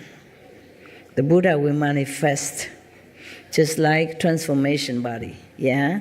Even though it look like physical body, but it's not the Buddha in physical body anymore. So the Buddha say that after initiation, if you secure your place and you do practice for 3 weeks long without sleeping, like I guess a retreat for three weeks, and keep the pure precepts, no sleep. I don't think I should tell you this because it's your specialty. Okay, wait a minute. So the Buddha say if they can do that, the Buddha will really appear to them and help them, rub in the head and help them to become enlightened. What is? I want to tell you actually that you did that for me. And it? When I first decided to initiate, right after I got the convenient method, I was having trouble understanding how to feel here, and I was trying to meditate, and I sort of fell asleep, and I had a vision, and you walked up to me, and you handed me some cream, and you said, oh, well, just rub this on your forehead, and it'll work. And after that, always, every time I meditate, I could feel. Okay. And yeah. You still have doubt whether or not I'm a master. Thank you very much. No, that's not what I meant, Master. I mean, not now, but I mean, if some days ago or some. There's always the small part. The mind, yeah. There's always the small part, but not in the heart, Master. Of course. I know that. Otherwise, you wouldn't be here, right? Right. Thank you, Master. It's just the mind tricking you, but your soul knows. Your That's intelligence knows. Yeah. That's why I told you you're a smart boy. You don't need to ask what is the proof or what is what. No need. You know it. Okay. Okay. Right. Thank you, Master. Don't let the mind trouble you and rob you of your enlightenment and faith. Yeah. Faith is the mother of all virtues. That's what I said. Yeah. Buddha said that the same. Jesus said, blessed are the ones who do not see but believe. Because for them is the kingdom of God. Because they're pure, you know. Maybe their karma blind them not to see vision or light for that period of time, temporarily, but they believe in the master teaching. They still inherit the kingdom of God. They still go to heaven, okay? Yeah. All right, thank you for telling me that. You look fatter today. Did you eat a lot or something? No, I mean, your face is rounder, kind of more relaxed. Maybe it's your blessing, Master. I don't know. Okay. But thank you. No, I don't mean about eating, but your face look more round, you know, more lovely, yeah. More soft. I meditated well last night, Good, I guess. good. Yeah, you can see that. More restful. Very smooth, yeah, smooth. Face smooth. Energy smooth. Thank you. Congratulations. So, Buddha continued. Ananda said to the Buddha, now Ananda talk, were Honor One, enveloped in the thirst come one's unsurpassed, compassionate instruction, my mind has already become enlightened, and I know how to cultivate and be certified to the path beyond learning. But for those who cultivate in the final age and want to establish a bodhimanda, how do they secure the boundaries in accord with the rules of purity of the Buddha? The word Honor One? Yeah. So the Buddha said to Ananda, if there are people in the Dharma ending age who wish to establish a bodhimanda, they should first find a powerful, this is a very long story. If you want to build yourself a bodhimanda, okay, the meditation retreat kind of place, yeah, secure, peaceful, so no disturbance, meaning you be away from your family and your job or your usual surrounding. Then you have to build a place for yourself. The Buddha said here how, but I don't think you can, so I don't know if I skip it or not. I don't think you can do all this. You have to find a white ox who eat only grass in the Himalaya, for example. If it's not a white ox, it's not okay. If he doesn't eat the grass in the Himalaya, then his excrement will not be pure enough for you to use it, to mix with the earth and to make a platform and the wall for you. In the Himalaya, in the region of Himalaya, people use a cow dung, ox dung, to mix with the mud in order to pasture their wall. Actually, they just use a pure cow dung to pasture around on the outside of the wall, and then they meditate in there or they live in there. Mostly it's for the meditator, they do that. Also, this kind of very effective to prevent mosquitoes and insects to come in your house. Yeah? It's funny. It's like that. Huh? It's antibacterial. Yes, and it's very safe. They do that on the floor before eating the food. Yeah, also, yes. They clean the house and all that, and then they plaster it with cow's dung. But it must be pure cow dung, okay? Because if the cow eating all kind of not pure food or garbage outside, that might not be effective, at least psychologically or spiritually, yeah? People use cow dungs a lot in India. They use it for cooking, yes, they use it for the floor, huh? It's good internal as well, yes. Yes, some people use it to cure their sickness. Yes, some people catch the cow dung fresh and consume it as well. This is for you, Westerner, and other people, it seems like something you should not do, but that's what they do, and it really helps. Well, at least it helps them. I never tried, so I cannot guarantee to you. You can try and tell me. Yeah. And then they use it to prepare some kind of spiritual initiation platform, and mostly they smear around their house, outside of the wall, inside also and outside, and then they paint it on. Yeah, it's what you said about Gomata, the cow being so pure. Everything from the cow is used. And in Srimad Bhagavad Gita, it's also said that the medicinal purposes, they use it in all medicines because everything from the cow is sacred. Yeah. And it was Lord Krishna's favorite animal. Yeah. So everything they use, the fuel, and the gopis who used to move with Lord Krishna, everything would be with cow dung. Long time ago, I told some of the residents, I don't know if it's recorded, I told some of the residents that the cows are from the 5th level. Did you ever heard? Yes. Is it recorded? Yes. Okay. Maybe that's the reason the Indian practitioners, the pure people, they knew the origin of the cow. Maybe that's why they worship the cows in India. You know that? I mean, most people, not all nowadays. Yes, sir?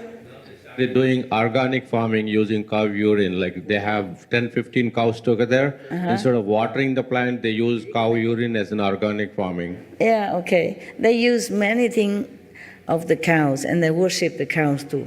When they see the cow, I saw some Hindu people, they go and touch the cow and touch their forehead. They touch the cow's feet and touch their forehead. It's as if you prostrate to the cow's feet. If you touch somebody's feet and touch your forehead, it's a sign of respect. Correct? It is part of a tradition for a woman to, after get married, she actually feeds cow for a certain number of days to have safety of the husband. Oh, very good. Wonderful. Wonderful. You see that? So I have always told you that a country, rich or not, materially doesn't matter too much. But spiritually rich, it matters. Yeah? And some people who are not used to the Indian tradition or Tibetan or maybe in Asian tradition, they think what they're doing superstitious. It's not like that. Just because they don't see with spiritual eye what the people are doing or what the animals are or what the trees are. Just like one of your brother, he touched a tree and he fell. These like electric currents or something that respond to him, in blessing and love. You mentioned about the cow, how spiritual it is. And there's a book that I read many years ago before I knew you. And the book, it's To Know Yourself. And halfway in the book, there was this figure as a cow. And I read it, the whole book. And at the end of the book says, if I see the figure. You seen the figure yourself? And I didn't. No, I didn't. So I went back and read it, and that's when I see it.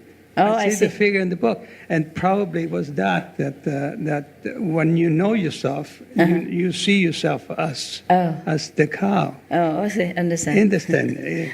You didn't grow any horn yet, so I don't know if you're a cow or not. Okay. So anyway, the people who know the spiritual dimension of animals or trees, they worship them.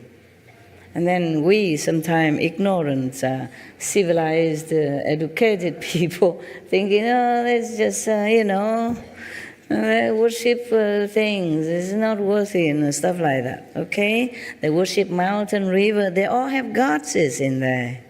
The river have gods, the mountain have gods, and they're all blessing people all the time. It's just we don't see it. If you actually see the picture of the cow, there are all the gods and goddesses painted on each part of the body of the cow. That's Indian tradition. See that? And the government of India is banning slaughtering of the cows, and the government already banned animals in the zoo and everything. I saw it in Supreme Master TV. Very good. And Supreme Master is donating money to take care of those people who are suffering. Supreme Master donating? Yes. I donate it. Yes. Just joking. You are it's the same. Master. We donate it, okay. Yes, $85,000. Thank you, Master. It's okay. No, we should. All of us should do that, okay? Not just Supreme Master TV. But I do what I can, only one person. All right. Hey.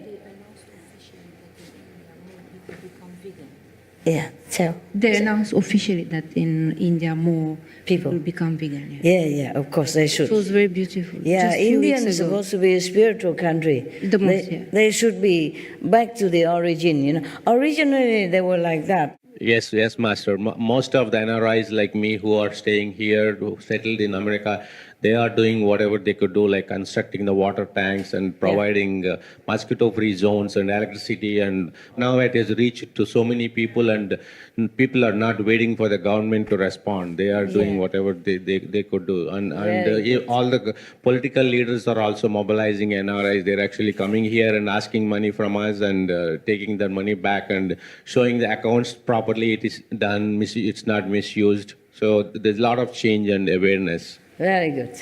Actually, Indians should do that, because Indians are supposed to be the cradle of spirituality. All the masters, mostly from India. And some master went to India to study and then came back to teach their country people. Yeah. There are a lot of Loving Hut restaurants in India. And I was actually doing translation of all these things into my local language, Telugu. So I do not have a job for the last 1.5 years. Oh. So after I started doing translation, I got 3 jobs. Oh. So I picked the one most I like most, and with your abundant blessings, my entire family is initiated, and so we are so happy, and all the problems are taken without even asking your help. So I just want to have a question, if with your permission, I want to ask. My son is initiated when he was 11 years old, Yes. 12 years old. Now he's 16 years old, and he believes you very much, and he does meditation. And recently he has been influenced by the school. He's going to he's in high school. He's going to college next year. So everything he's thinking in terms of scientific reasons, saying, "Oh, vegan diet is not good. Proteins are not there." And it is because I'm studying well, I'm passing all these exams. It is not because of master, things like that. And my wife is 100% diligent practitioner, and she is having big fight with him. And so we trying You to don't see. supply him with the scientist evidence and the doctor's evidence from America? he does all that. He goes to Google and shows me something. I go to Google and show him something. Then, then the last week, and we had an argument. He got out of the car and he ran away. Then I got to call the police and bring him back and all kinds of stuff. Oh, let it be. Yeah, should we go easy on him or tough on him? That's what our dilemma is. Let it be, okay? Yeah. Because teenagers, they are rebellious in nature, you know. They hate you for nothing. Right, yes, yes. They do everything against you and they feel cool about Right, that. So yes, let it yes. be. He'll Okay. cool down. Sure, thank you. Okay? It's just sometimes the society is stronger than one family. That's the problem. It's very sad, you know. Sometimes it happens. Don't worry. Let it be, okay? Let me pray for him, meditate for him, share with him your marriage. He'll be fine, okay? In China, they say the society is a big dyeing tub.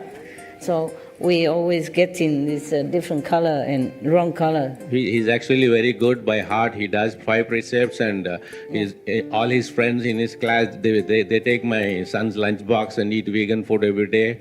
So he feels like he's a hero promoting vegan food. Oh, then it's good already. Yeah, so, Let him yeah. be. Let it be, okay? Right. Yeah, he'll cool down. Okay.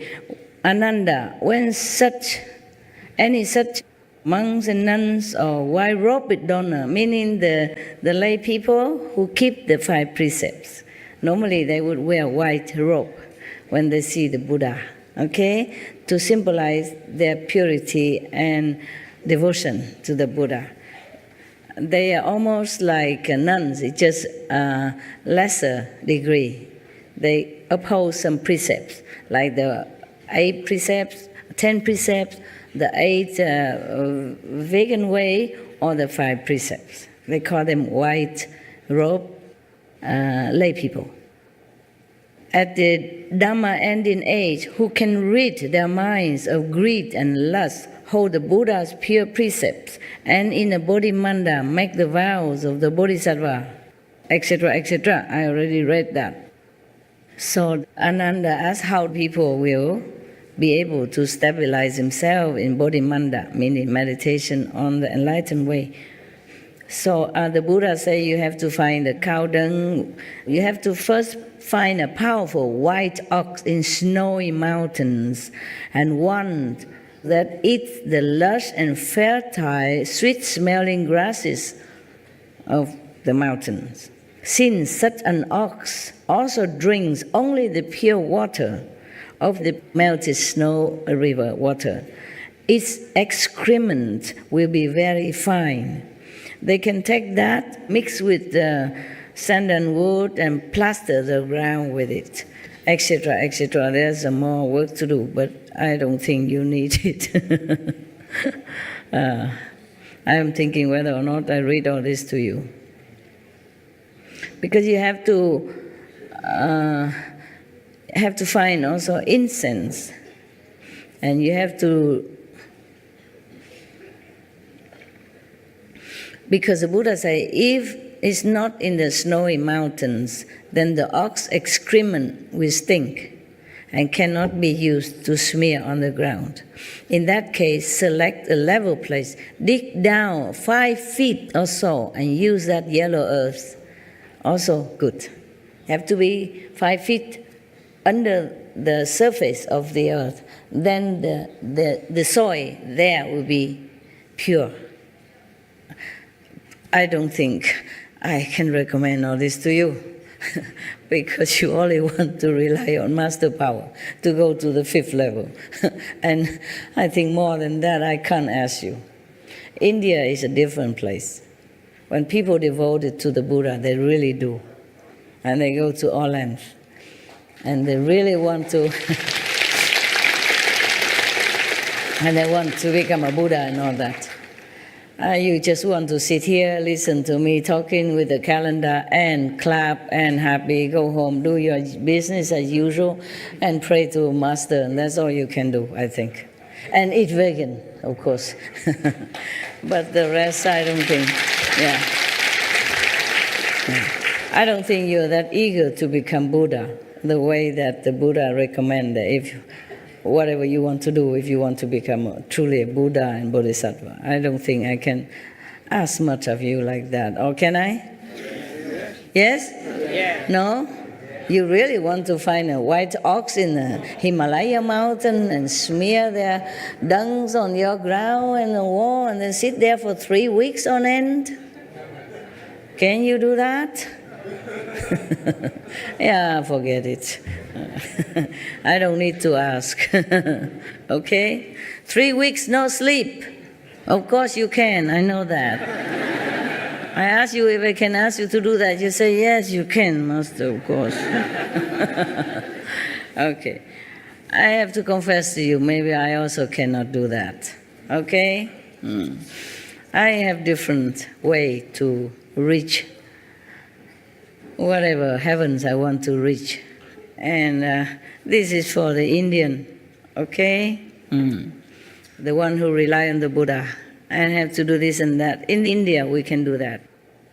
In your country, maybe to find a white ox already difficult, yeah? Or to dig under the ground, 5 feet underground to find the yellow earth, a lot of them, enough to make a platform for you and make the wall around you to sit there 3 weeks without sleeping. Just to talk about 3 weeks without sleeping, and no ox, no whites, no nothing yet. Can you? All right, then I don't read any further. Oh my God. A lot of work here. Nevertheless, just pretend that you have done all the preliminary preparation. You know, with the white ox dungs and with the sweet eating grass and all that first, okay? And just pretend that you have done all that. And just pretend that you could go without sleep for 3 weeks. Okay, now I read further. And have you burned a lot of incense, etc., etc. And then the 4 sides of the wall you should suspend flags and flowers, and within the room where the platform located should arrange on the 4 walls images of the third come ones and bodhisattvas of the 10 directions, if you can find all their images. Okay? That is pretend that you already done all the things that you say you can or not can. And then you have to do all that as well. All the Buddha, Bodhisattva on all your walls. And then in the most prominent place, display image of Vairocana Buddha. I don't know if you can find that. And then Shakyamuni Buddha, that you can find. Maitreya Buddha, you can. Amitabha Buddha, you can. In all the magnificent transformation of Kuan Yin Bodhisattva as well, if you can find them. To the left and right, place the Vajra treasury Bodhisattvas. Beside them display the Lord Chakra and Brahma, Akshurma, Blue Diga, as well as Kundali and Bhrukuti and all 4 heavenly kings with Vinayaka to the left and right of the door. All this because you don't find a living master. You study with his disciple or some later generation disciples. If they still have the instruction in their heart to tell you, then because the living master, meaning the Buddha is not there anymore, you have to do such and such and such and such and such and such and such, then you can also become enlightened, and the Buddha will appear to you and bless you to be enlightened. That is that. So the living master is easier way for you, if you can find one.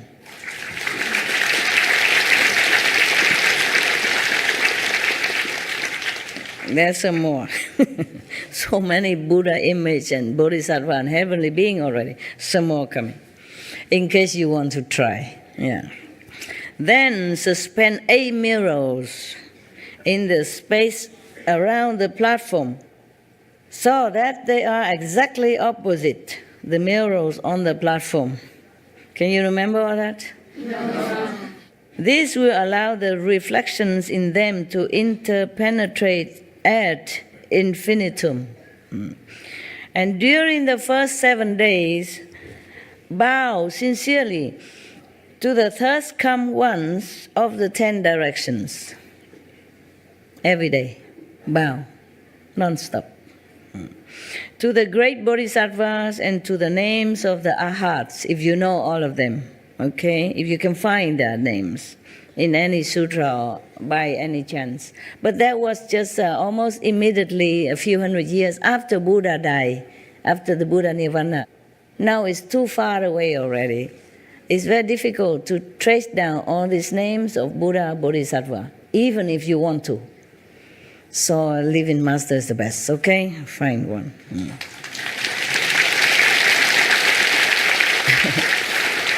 It's just because the living master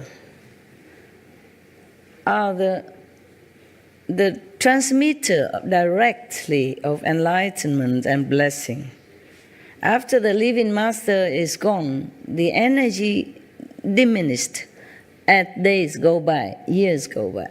So you have to find the living pole who still holds this energy of enlightenment and blessing direct from heaven to give it to you. Only if you don't have a lighter that you have to rub the stones together or do whatever, very hard in order to make fire. If you have a match and lighter, do you still need to do that? No, find the matchbox, find the lighter, okay? Check, quick, immediately. You can light the candle with it, make fire with it. Okay. But nevertheless, I read it all to you. I cut some already. It's very cumbersome and a lot of work to do. I just read some parts so that you know already that it's almost impossible. Yeah, you want to become Buddha when you don't have a guru. Well, that's how you have to do. And it's not the end of it yet, okay? That's the first 7 days you have to do that. Now you don't know the name of all the arhats, the name of all his disciples who has become arhat. You don't know them anymore, okay? You don't know the name of Vairocana Buddha, for example. You don't even know where to find his image. At that time when the Buddha almost just leave for nirvana, they still have all this with his disciples or descendants of disciples. So, throughout the 6 periods of the day and night, continually recite the mantra as you circumambulate the platform. Practice the way, this method, with a sincere mind, reciting the mantra 108 times as the stretch. Not just the first day, will continue. All the 6 periods of the day, doing this and that. And then, during the second week, direct your intent by making the vows of a bodhisattva. The mind should never be cut off from them. In my Vinaya, I have already taught about vows in some of his teaching. He taught about how to make vows to become a bodhisattva, okay? If your intention to become a bodhisattva, how much vow you have to make, how resolute you have to make up your mind with. That's why he didn't mention here again, the bodhisattva vows, okay? During the 3rd week, one holds the Buddha's mantra, Bodhala, for 12 hours at a time. Can you do that? Non-stop, okay? With a single intent. And on the 7th day of the 3rd week, the third come once of the 10 directions will appear simultaneously. Some of you don't do anything like that, and you see the Buddha, the Jesus, even just by sitting after eating the dinner from the public kitchen. So, having transmission from a living master is the quickest way. The lazy people can do it, yeah? I'm not talking about you, I mean any lazy people. I don't mean you're lazy, sorry. Don't mean to offend you. You're good, very diligent.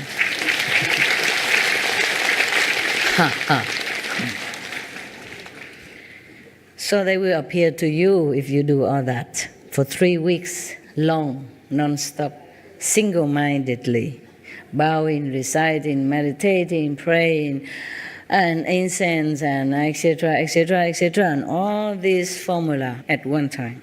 If you can even afford to do that in our busy lifestyle nowadays.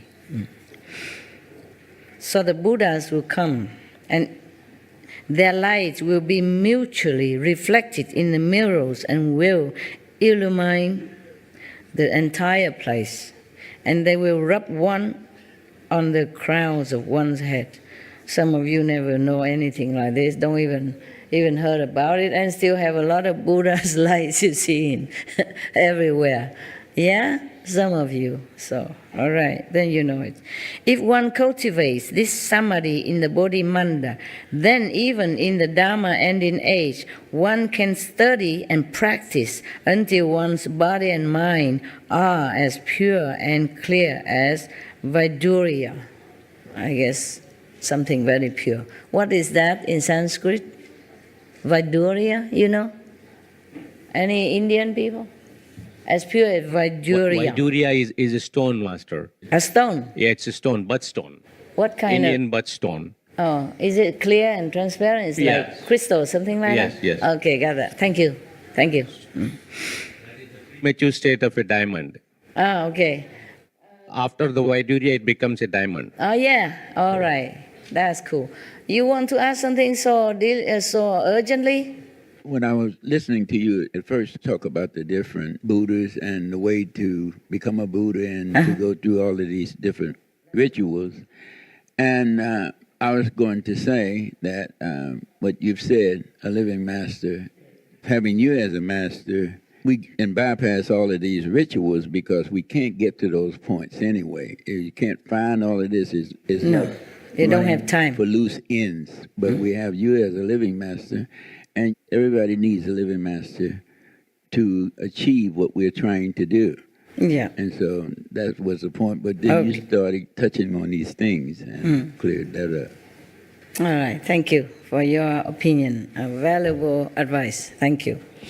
Yeah, that's what it is. Yes. The Indian people, they know this inside out. Every sutra, every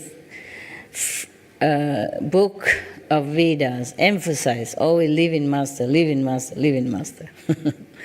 In those days, the gurus are very few. You can count on fingers.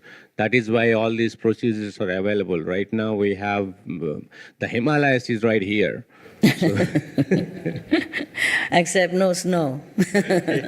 All right, love. All right, love. I was wondering why you Indian come all the way to Taiwan to find your guru. that's the quality matter, Master, not quantity. We have it in India, yes. Okay. We don't want to say any comparison, okay? This might be offending. All the gurus should be respected.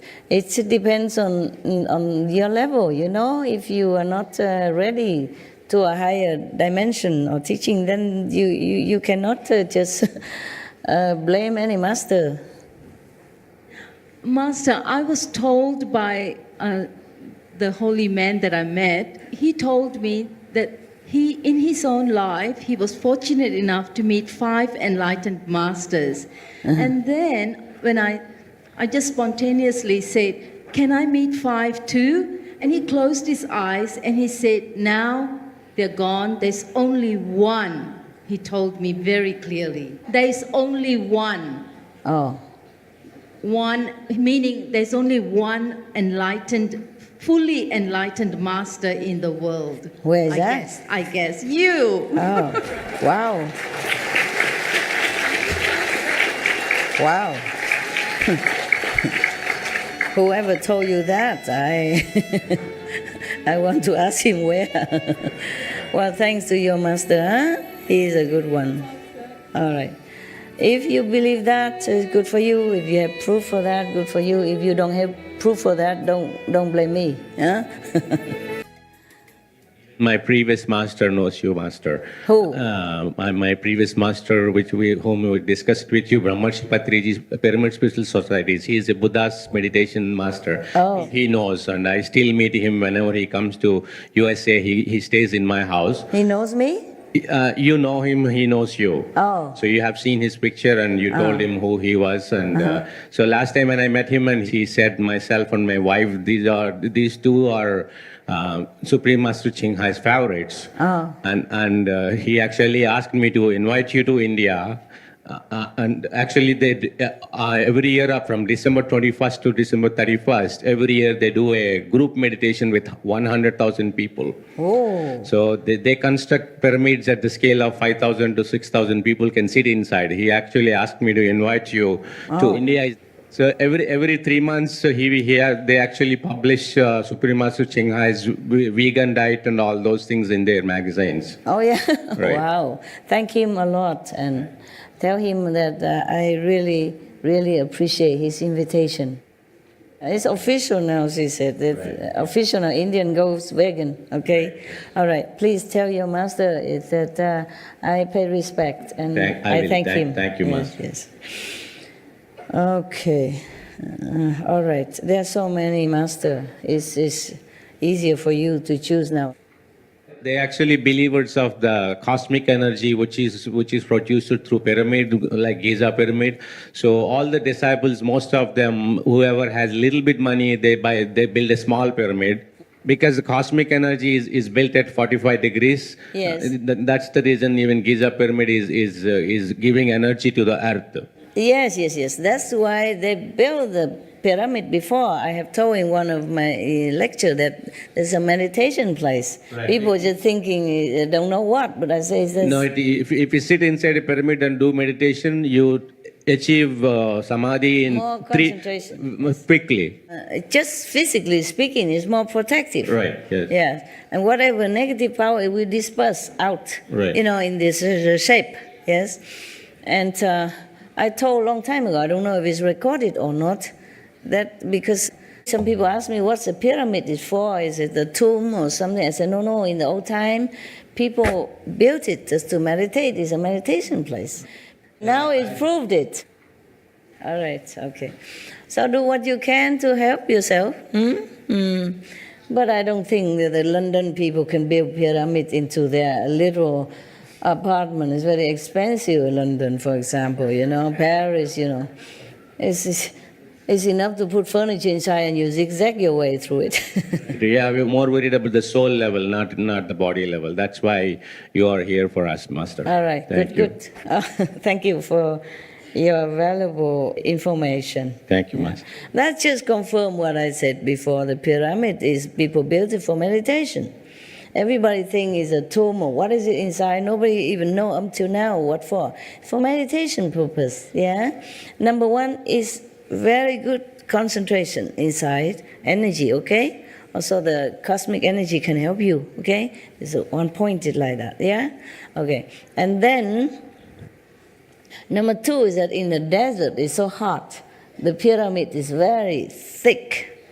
The wall diameter, very thick. And it's so cool inside, as if you stay in a normal... The basic reason pyramids were constructed is Egyptians believe that the person who dies, they will be reborn again. That's why they use it to mummify the body and put it inside the pyramid. The body will be born again? Yeah, they actually wrap it in a chemical cloth and put it but inside that pyramid. is just for the... Yeah, their belief is the person will take rebirth and use the same body. They use pyramids for that purpose. No, that's what people suspect. But it's just for meditation before, okay? And whatever, they wrap them in silk or in a mummy kind of substance, it's their tradition. Just to keep it, to preserve the body. Just like we nowadays, we want to keep the body in a coffin and bury it in some special place and build a little memorial, just so that we remember. Because we all want to be like eternally in life. So they do anything they can just to preserve that concept. Yes? I wanted to ask a question about what you were reading before, if that's okay. About when the Buddha was talking about how to get enlightenment without a master, the cow and the poop and the no sleep. Did he mean, I wondered if he meant to say that like literally as in doing these things will actually, or did he mean it more like a parable as far as like the impossibility of finding enlightenment without a master? Maybe so also, yeah. But he really mean it. He really tell all it graphically, okay?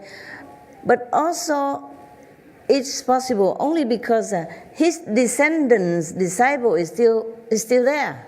is a final age of his Dharma teaching. Not now.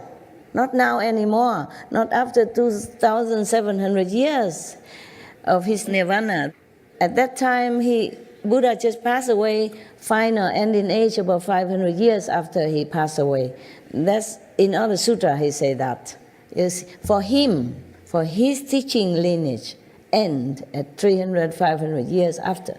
But not now anymore, okay? Even if you want to do it, it might not work. You don't find these pure monks and nuns who still having this blood lineage in them anymore to transmit it to you, however little diluted is still there. After the master died, 300 or 500 years maximum, no more. That's why every sutra emphasized living master. Otherwise, the Buddha was there and he tell people, okay, you just go and do that, no need me, no need the Buddha, okay? No, they all come and study with the Buddha. And he says it's very rare you can find the Buddha, yeah, and the teaching when he's still alive. This is for his descendants, disciple, who still have pure, if they're pure and the precepts, and they had already the lineage is still going, not as strong as when the Buddha alive, because they transmit it like from the first successor, yeah, from the Buddha, and then to the second successor of that successor, and the third successor of the successor, and so on and so forth. Just like after the 10th guru of the Sikh passed away, well, before that, he said no more gurus of the Sikh. Only study the scripture, because at that time, that's the best he can offer to his disciples. Because he knows the ninth master has gone. He's the last one. And there's no more bloodline, no more spiritual bloodline to pass on to the next generation. So he said, just study the scripture. It's better than nothing. In the scripture, at least it's mentioned Nam, mentioned precept, mentioned purity, mentioned God, devotion. The people who can follow that and attain some level of understanding of Godhood, and then maybe they're lucky they find living master, okay? Yeah, otherwise the guru cannot cheat people and say, okay, after I die, my wife, my son, his son died anyway in the battle. Because at that time, the king of that country and the people who believe in the king's religion at that time, chasing the master and harass them no end. And, you know, in the battle, his sons also die. So even in that lineage, it's supposed to be that his family member inherit the mantle. But to him, he has no more sons anyway.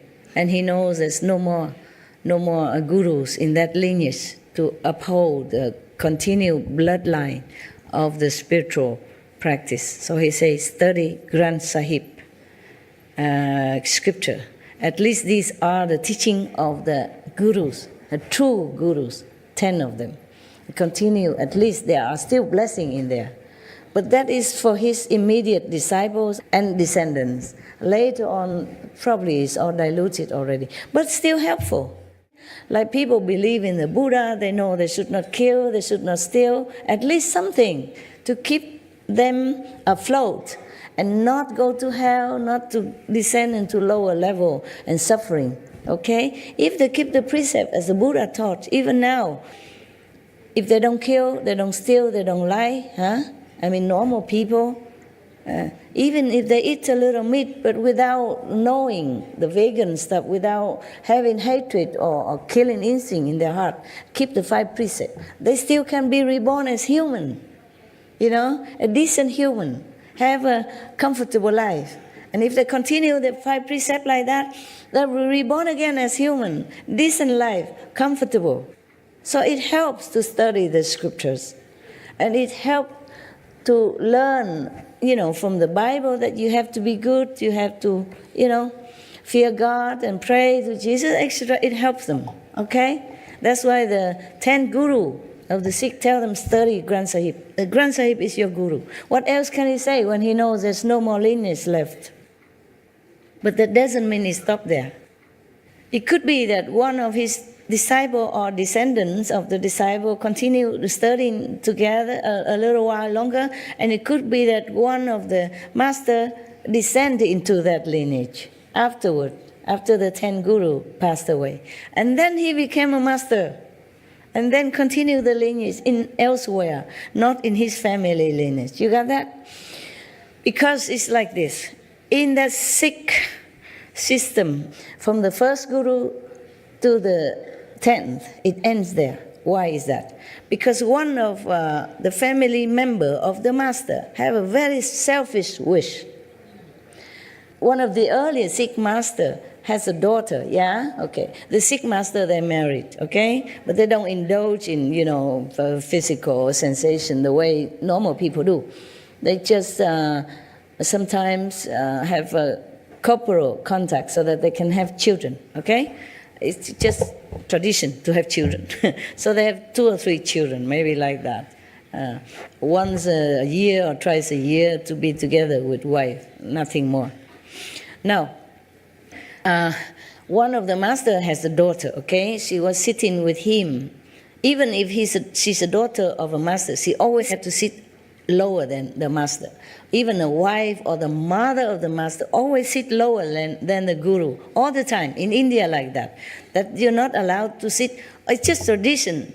Out of respect, you don't sit the same height as the master, that's all. Okay, so this daughter, she sat on the ground. And the master of the Sikh at that time, earlier master, yeah? Not the 10th, but before that. And then he sat on his bed to meditate. Yes. And the daughter was sitting at his feet on the ground. And somehow the bed was old and one of the leg fell off. Okay? So she worried the master will be awakened out of samadhi. She used her hand to hold it all night long. But the nails pinched into her hand, bleeding, but she still held it. Such a devotion, okay? So in the morning, the master awakes from samadhi, come back to the physical life, body, and then realize what the daughter has done for him. He felt very, very touched, not just as a master, but as a father as well. Such a filial daughter, of course, who wouldn't like, love? So he said, oh, okay, whatever you wish, I will grant it to you. Normally, master don't say that to anyone because they just let the disciple develop according to their understanding and karma. The master don't favor any disciple and say, okay, I will grant you wish because I like you.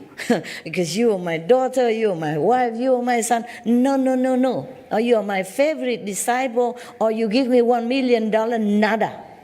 The master treat everyone equally. But because he was so touched, he came out of a pure meditation samadhi all night long. So his mind is still so pure. He also forget the rule, yeah? And he was touched by his daughter's devotion. Sit all night with the nail deep in her hand and bleeding, just to keep him in samadhi. Because she knows the master meditate is very important for the disciples, for the world. So she sacrificed, sit like that instead of the leg of the bed. And then the master just saw that and so very touched. He said, okay, whatever wish you have, I will grant it. Master really never says such thing, okay? But it's just a situation like that. And then the daughter said, I have only one wish. That the master lineage stay in the family. Oh, man. That is very selfish. You cannot do that. The master lineage should be passed on. The master mantle should be passed on to whoever worthy and enlightened and selflessly devoted to humankind, for all beings. Not because a family member. But the master already promised. So he has to hold it, even though he was aghast as her request. Because he can foresee that this selfish wish will bring bloodshed into the Sikhism. At that time, there was no Sikhism of thirst. Not because the master at that time or the first Guru Nanak never proclaimed any Sikhism, no, nothing. He just go barefoot, go from one place to another, teaching people, whoever can have affinity with him or have wisdom to learn. Okay? He never to want to make Sikhism or anything just so people about him. No. Just happen, okay, afterward. Because the king of that country at that time and his government seek to destroy other religion and other preachers like Guru Nanak and his later successor. That's why we had trouble with at that time. So they have to have some kind of defense kind of system for the disciple, and they call him to Sikh, and would defend the weak, the brothers and sisters. And therefore at that time to recognize each other as Sikh in separation to others so that they can recognize each other when they see each other, because they have to practice in secret. Okay? Also the disciples scatter everywhere, so they have to have some symbol to recognize. They have symbol, like they have bracelets, and you have your long hair have to wrap up in the cloth, yeah? And your hair have to have a comb, and inside you have a short. What else I forgot? 5 things. Right? 5K. 5K? Yeah, 5K. Everything starts with K letter, so it's called 5K. Everything go with K, okay. A comb, bracelets, and... Knife. Huh? A knife, or a dagger. And the underwear short, a short. Like this, so that you... Female and male same, so that you can identify, And also be ready to go. Ready to go to defend others. Yeah, that's what it is, okay? Otherwise, normally the disciple don't ever need any knife or anything. But at that time, they're harassing them relentlessly. They want to destroy the master and the Sikh follower at that time. So they have to just defend themselves, and run. Wow. And nowadays, they remain symbol, you can see him, okay? You see, so even the master daughter and disciple are still that ignorant to wish like that, to wish that the master mantle always remain in the family. Family member not necessarily enlightened or worthy to be a master. She is a good example for that, no? Otherwise she would never ever think of even keep the mantle of mastership in her family. You see that? But the master already promised, so it goes like that. So from then on, their family member inherit the mantle of the Sikhism. As far as if they have son, okay? A daughter, no. I think not at that time, no. So because of that, the Sikhism, from then on up to the 10th master, always there's a bloody battlefield. Always a lot of war and killing and, oppressing from the government, whatever government at that time. The master knew it, but a master promise you can't go backward. Can go back on that. Whew. Well, I don't have a daughter per se to hold my bed. I have a sofa, it's safer. The sofa is always safe. Even if you fell down, you don't fall too far. Anyway, good. That's why I don't have any daughter, son, or whatever sit next to me. I avoid that in case. But I also don't think we should have any success. Up to now, not yet. But who knows, in the future, maybe. If I have one, I will tell you, okay? On record video.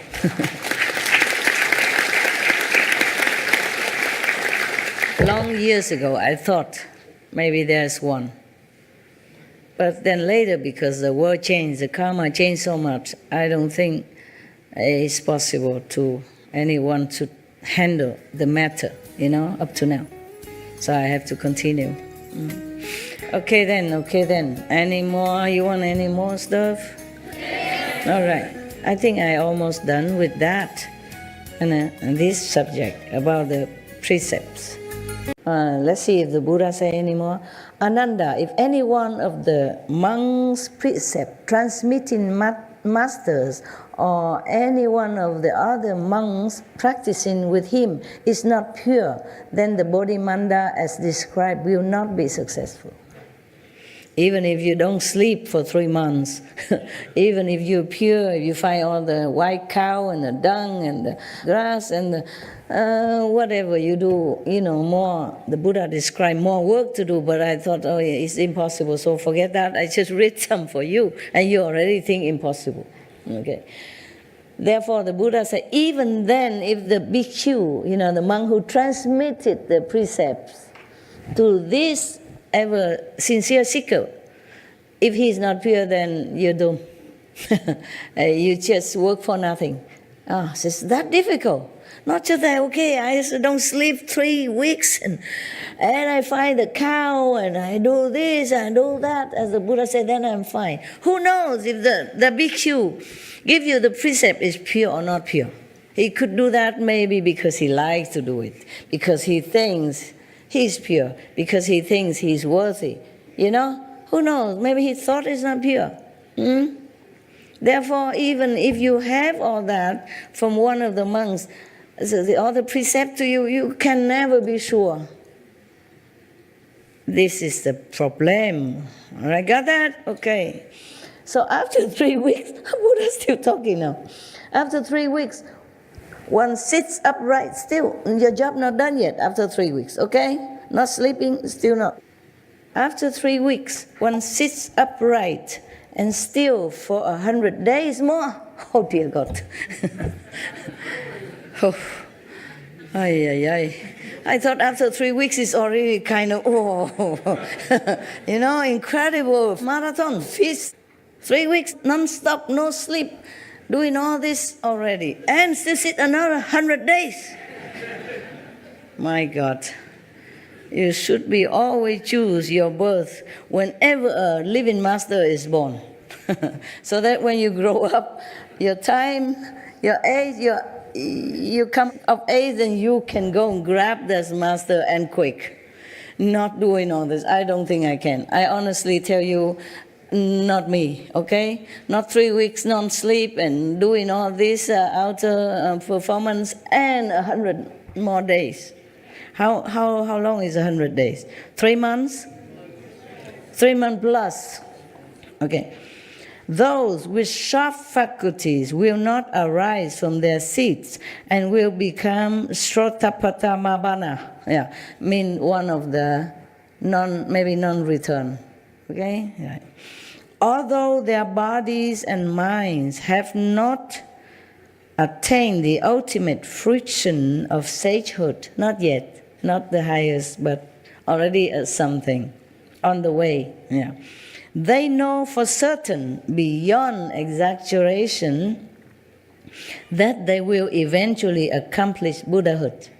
Yeah, they are already on the way after all that in 100 days. You have asked, the Buddha said to Ananda, you have asked how the Bodhimanda is established. This is the way it is done. Ananda bowed at the Buddha's feet and said, after I left the home life, I rely on the Buddha's affectionate regard because I sought erudition. I still have not been certified to the unconditioned, meaning Buddha has not said that he's already, an arhat. Yeah, I told you. When I encountered that Brahma heaven mantra, I was captured by the deviant spell. Though my mind was aware, I had no power to free myself. You understood? No. No, okay. Then I have to use my calendar talk again. What is a Brahma heaven mantra? Ananda went out begging for food. And these prostitute, because they have magical power in their family, okay? She has magical power also. She used a Brahma heaven mantra, meaning that within the 3 worlds, this is the highest mantra, most powerful. No one can resist. She used that to seduce Ananda. And then he was like, blur and dazed. So he just followed her into bedroom. And then she did what she wanted to do with him until he almost gone. But luckily, because he has been with the Buddha, very close to the Buddha. He was the Buddha's attendant day and night, every day. And he was pure, at least for whenever he was. Yes. And of course, he has been with the Buddha with many incarnations, not just this time. Always being his close attendant or his nearby acquaintance, his family, etc., etc., even in the animals' kingdom. So he remembered the Buddha. Last minute, he prayed, Buddha, please help me. I'm falling. And then the Buddha came, or he sent, came and recite other kind of mantra to counter this, to oppose this powerful mantra. Then, of course, Ananda is free and he run back, forget his bowl, food, whatever he want to do, run back. So that's why he said here that when I encounter that Brahma heaven mantra from the prostitute, I was captured by the deviant spell, though my mind was aware, but I had no power to free myself. That powerful. Even a Buddha disciple had to succumb to that power of that spell. Very powerful. Because Brahma heaven is the highest heaven in the three worlds. So if they know that mantra, then I can use it and master it, then no one in the physical body will be able to resist and escape.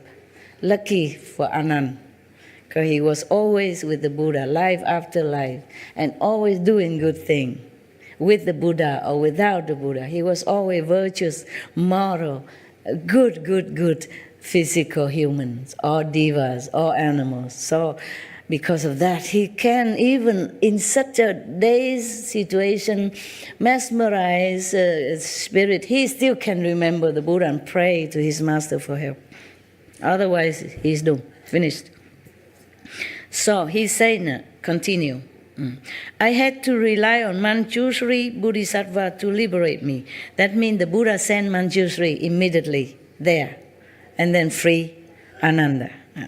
So he said, although I was blessed by the third come one spiritual mantra of the Buddha's summit and imperceptibly received its strength, I still have not heard it myself. The Buddha sent Manjushri to bring this Buddha summit mantra, much higher than the Brahma heaven mantra, to free Anand. Yes.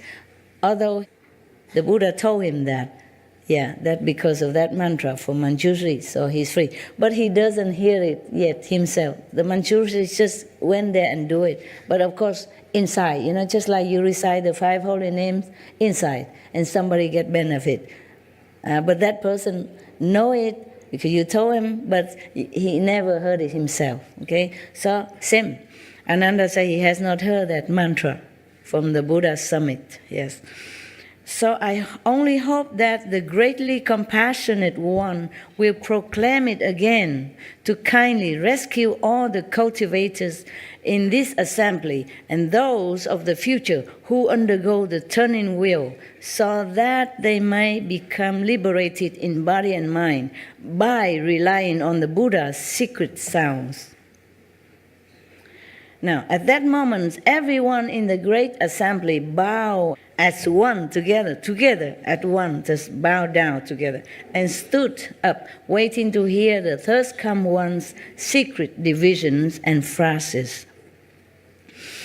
At that time, 100 brilliant rays sprang from the mouth of the flesh of the crown of the honor one's head. 1,000-petal precious lotus arose from amidst those rays. Upon the precious flower sat at the third come one's transformation. From the crown of that Buddha's head, in turn, 10 beams of light shone forth, each composed of 100 rays of precious light. every one of those glowing rays shone on lands as many as the sands of the 10 Ganges rivers. While throughout empty space there were Vajra secret traces, spirits, each holding aloft a mountain and wielding a pestle. Just to show their power, don't mean much, okay? At that request, of the Buddha, a secret mantra, all the Vajra god, those who uphold, guarding the Dharma and all those, they already standing ready, each one holding a mountain and a pestle.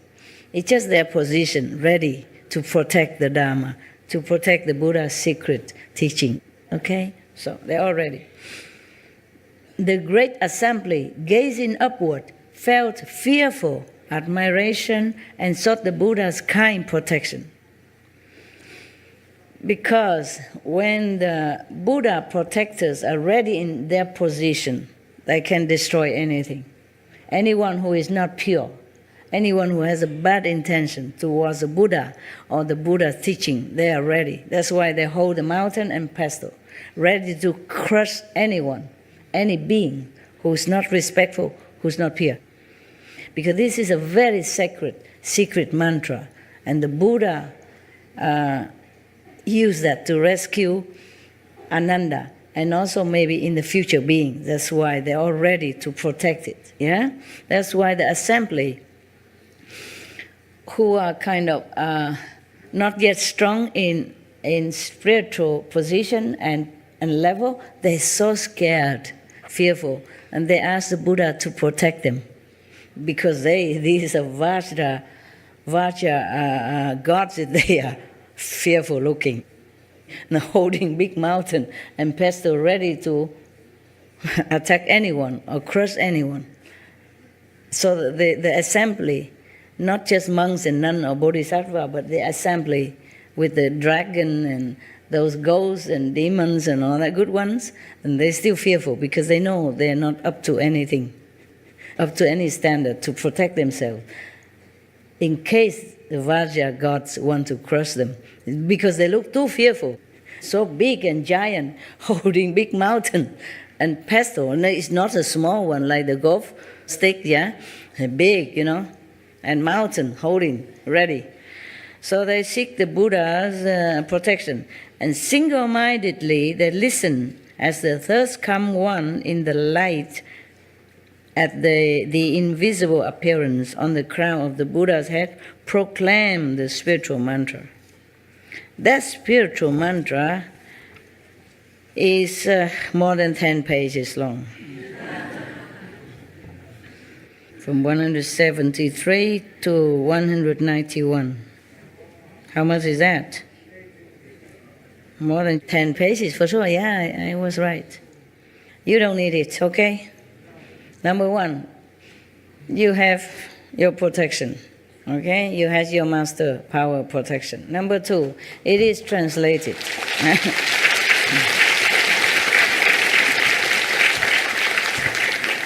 It is translated into Chinese phonetic, and I can't guarantee if it works.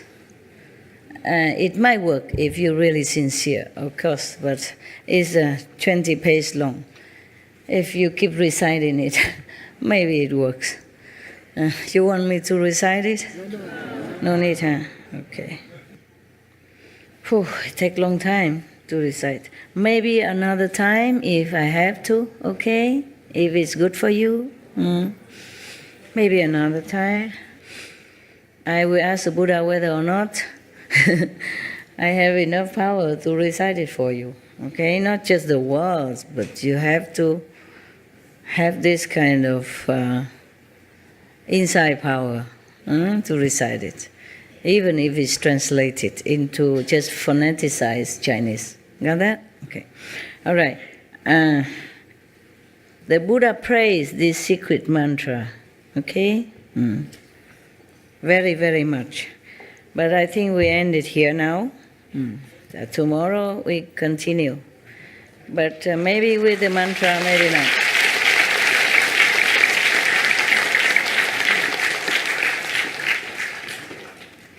Maybe with a mantra, maybe with another one, because I have promised you something else. I didn't promise a mantra. Imagine, I don't know how long it takes the Manjushri to recite this mantra while Ananda was in the helpless situation. But Manjushri pronounced the mantra probably, quietly, but it affects immediately and wake Ananda out of this bewitched slumber. And Ananda ran back to the Buddha with Mantachi's daughter trailing behind. Wow, what a scene, huh? What a scenery. It's like movies, yeah. Come back here, and complain to the Buddha, give Ananda back to me, he is mine. Okay, it's 12 o'clock already. Well, your mind can only take so much at a time. So even though you're interested, you should digest this. And then we continue next day, huh?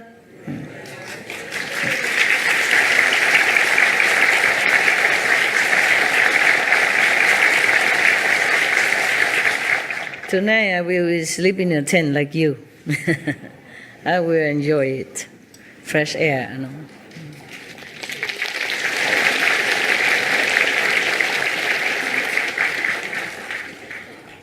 Thank you for being so polite and generous with your clapping. Your clapping. Okay. Next time, any unnecessary question or not urgent question, please wait until I finish, okay? It's better for all of you, okay? You are not alone in the assembly. You are in the midst of 10,000 plus people. Please consider others before you. That is the minimal courtesy and minimal selflessness, okay?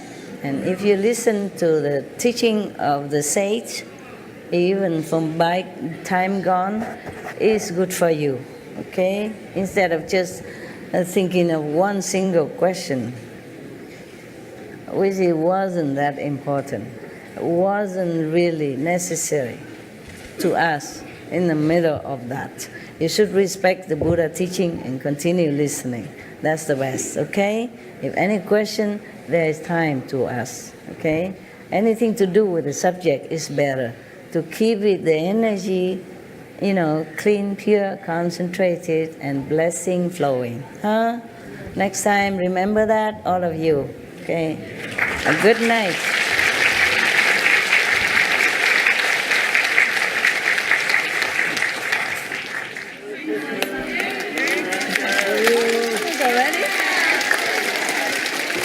Merry Christmas. Happy New Year. Silent night, holy night, all is calm, all is bright, round yonder the infant so tender and mild. Holy night, silent night, holy night, silent night. See you tomorrow, okay?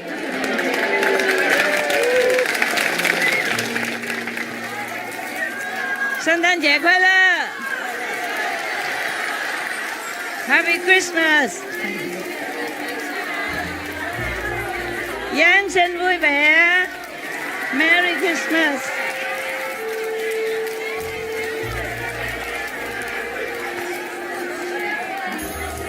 Love you! Annie! Love, love, love, love! Love you! Love you, love you. Love you. Love you so much.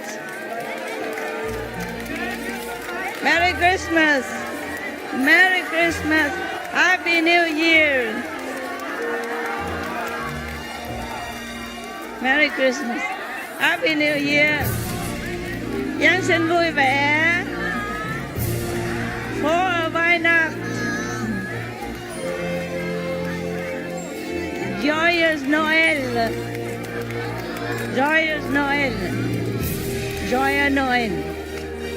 Phố ở Weihnacht. Merry Christmas. Giáng sinh vui vẻ. Năm mới mình giỏi.